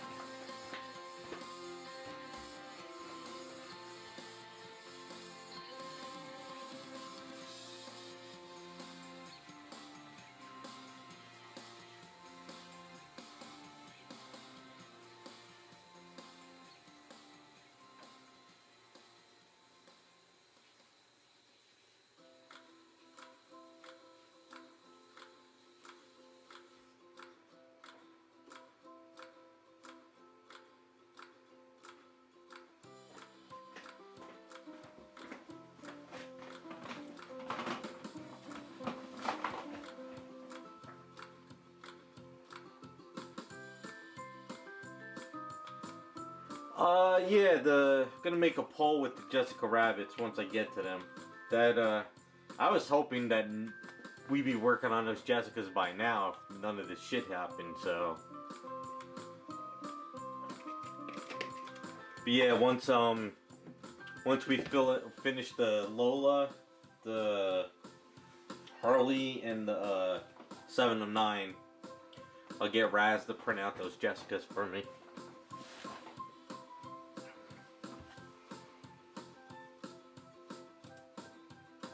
I gotta go through everything on the floor and try to remember where I left off and what I was gonna do next and all that stuff.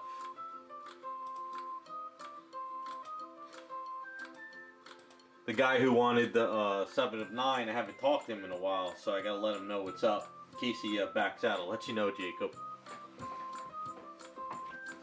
Because it's been a while, so you never know if like he doesn't have the funds or if he decided he doesn't want it. I don't know. I'll have to see what he says.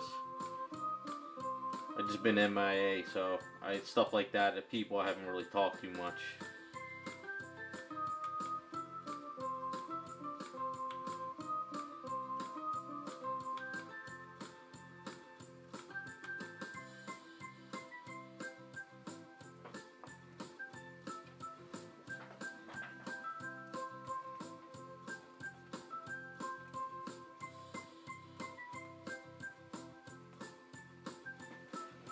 Oh, you are, Raz?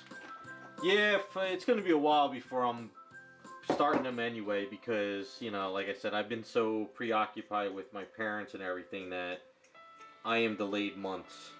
So I just hope I can really do a lot of catching up this summer. I'll tell you one thing though, a lot of people have been asking for repairs lately, so I don't know what's going on. It seems like everybody's breaking everything.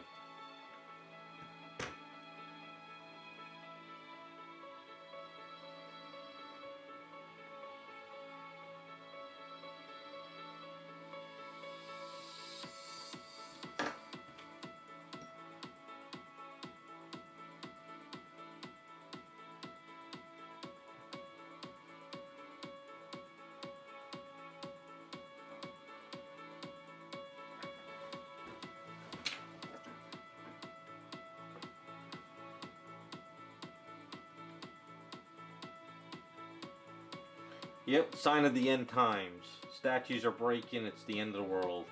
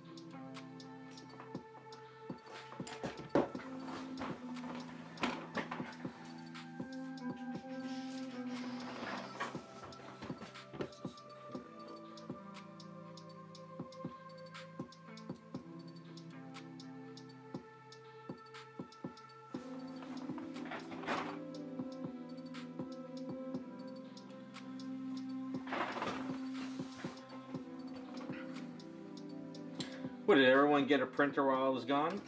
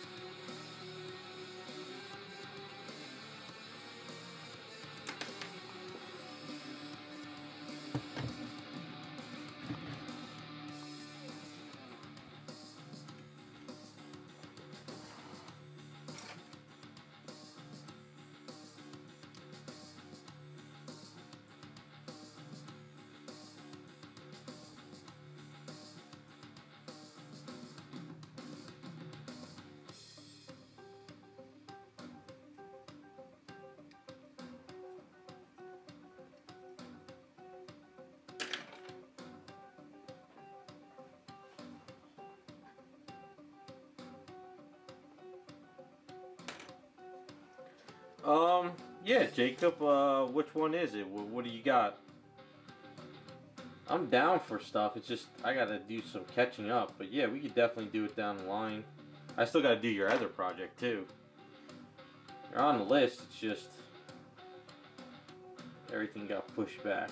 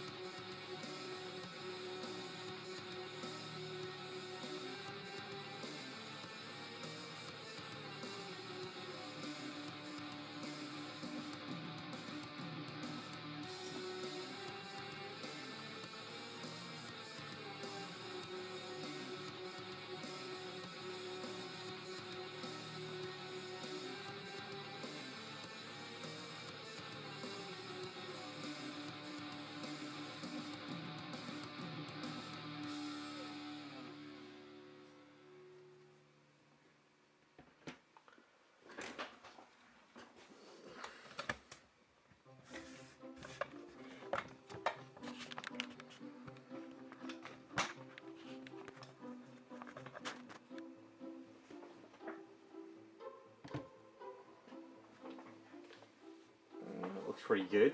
I think I'm gonna have to balance this side out a bit. Looks better than what it was there.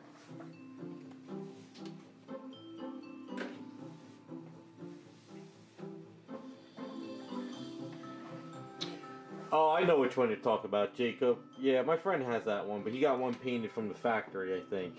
I've seen it before in person.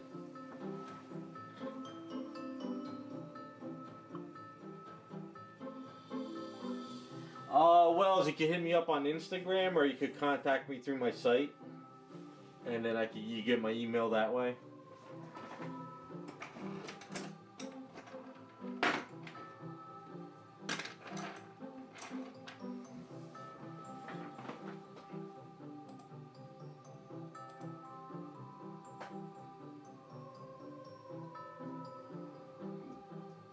If you hit me up through Instagram, you just gotta send me a message, and I'll reply to it when I see it.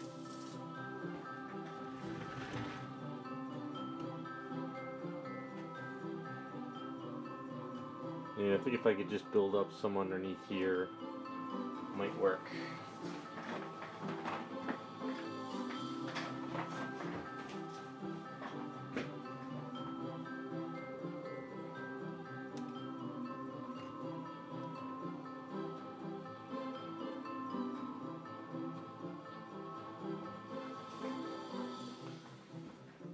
Yeah, that needs to be built up a bit. Let's see if the client wants me to fill it in a little bit more. This piece broke off.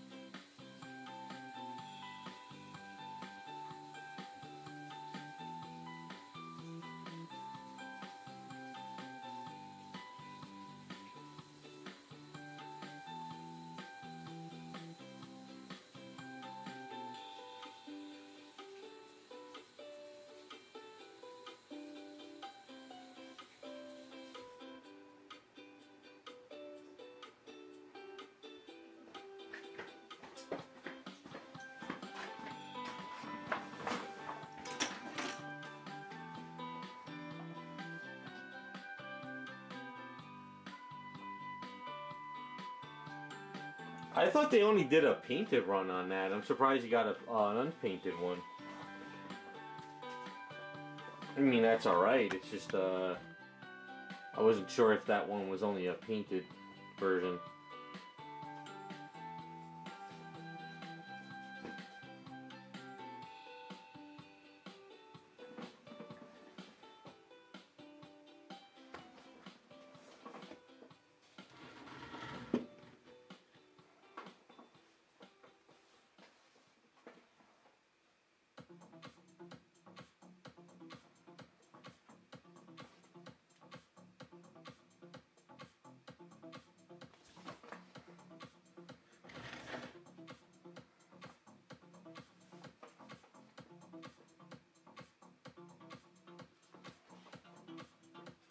Sorry, just taking some pictures so I can send this off.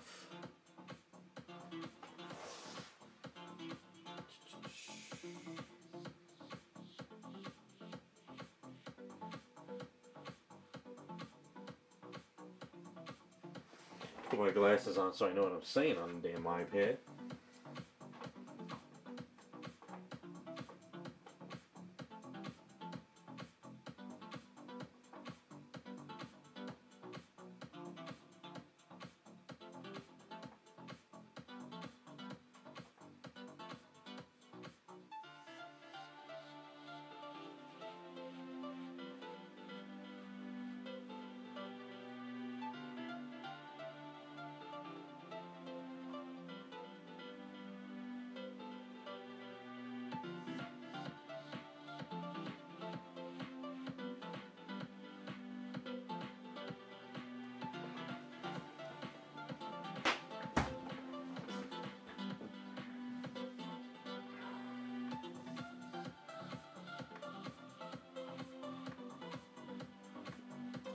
You'll know if it's a knockoff, if it's well, I'll know if it's a knockoff if it's really bad resin.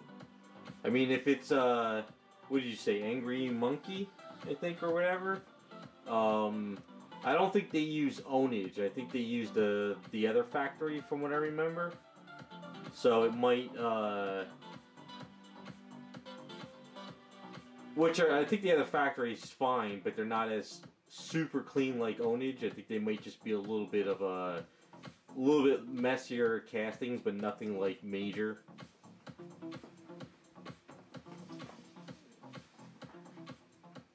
I think. If that's what I remember correctly.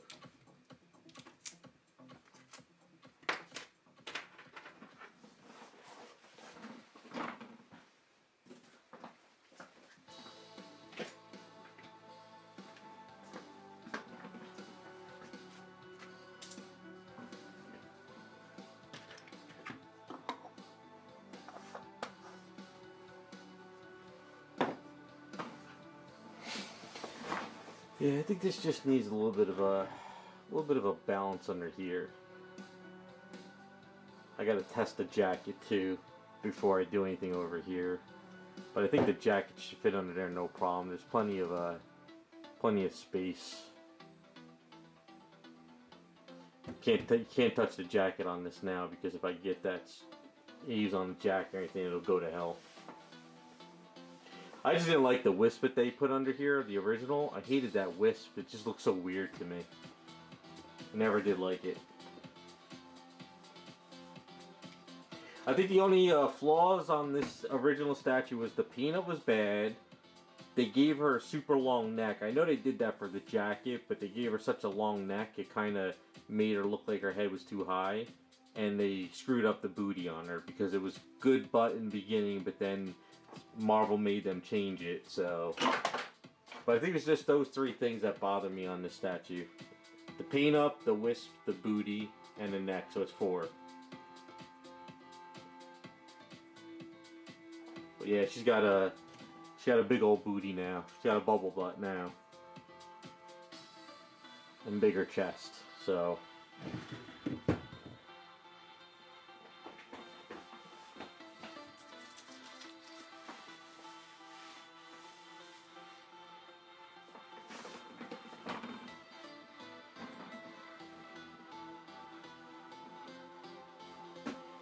You don't have to, Jacob. I mean, if you even if it's a knockoff or cheaper, you could still paint it up. It's not. I'm not saying you can't. It's you know, it's not like it's a recasted sideshow item. It's a unlicensed kit that if somebody else recasted it, then it's not a big deal. That's kind of the way I think about it. If it's a recasted licensed item, I don't want to touch it. But if it's a recasted, unlicensed item, it's they didn't pay for the license, so it's not, you can't really cry about it, Coming from the hobby from the old days, where like recasting's like a big no-no. Recasting, I think these days, if you recast a legit item, like a sideshow item or a Prime one or an XM, then it's like I don't want nothing to do with it.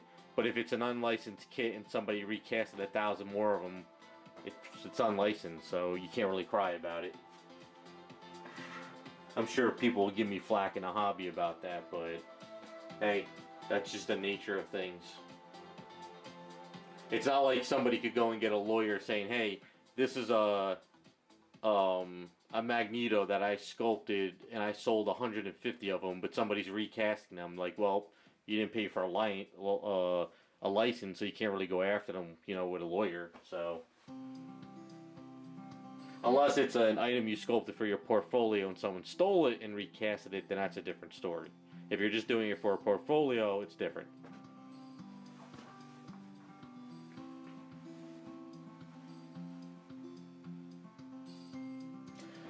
Yeah, I mean that too. If you're like, oh, you wanted your money back because it wasn't legit, I could see that.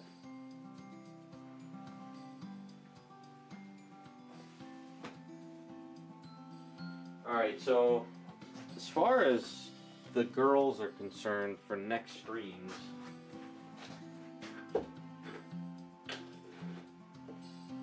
I think Lola had to... It's been such a while since I worked on these, even looked at them. I think with her, I had to get set up the... It got dust on it. That's how long it's been sitting here. I have to work out the basketball, and if I remember correctly, I was sanding her down to get her ready for paint, I think. So I have to bring her into the garage and do another prime session on her to see if I'm missing anything, because I think there's scratches I have to work out on her still.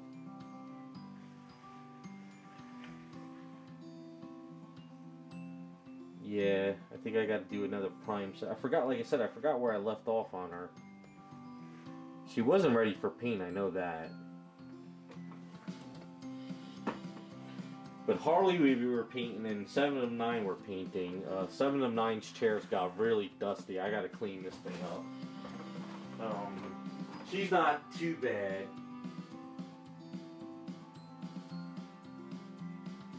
But I know the chair got a little bit dusty, so I gotta clean out the chair on her. Yeah, and I think I had to, I gotta prime and clean this one up.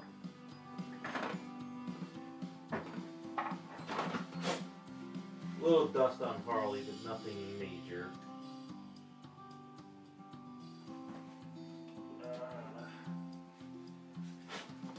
This is where I left off at 7 or 9, so I guess I gotta...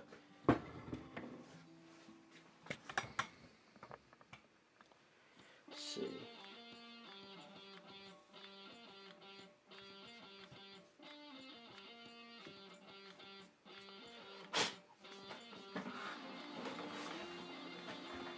So I gotta do her symbol, and the outfit looks pretty good.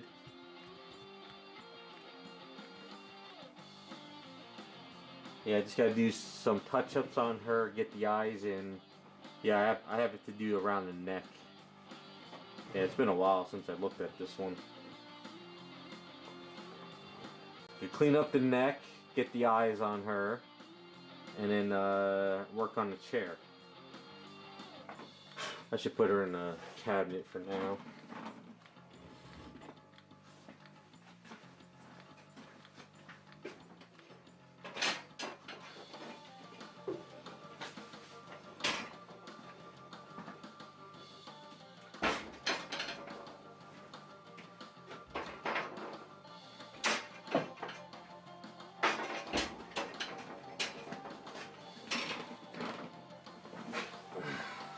Yeah, it's been a long time. Gotta get these items done. Alright, so I gotta get her in the garage and I gotta get her ready for painting too. So then I gotta work out how to get this basketball in after I paint her.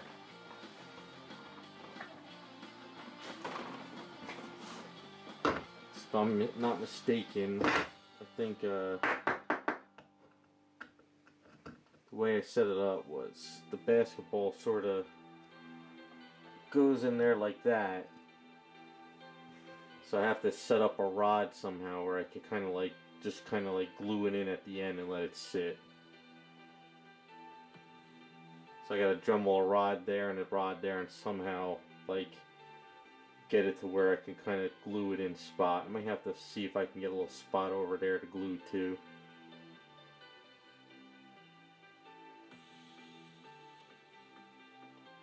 Something like that. Alright, so I gotta work on the rod and finish one more prime session and washing her. And I think she's ready to be painted. There's nothing else I had to do, right?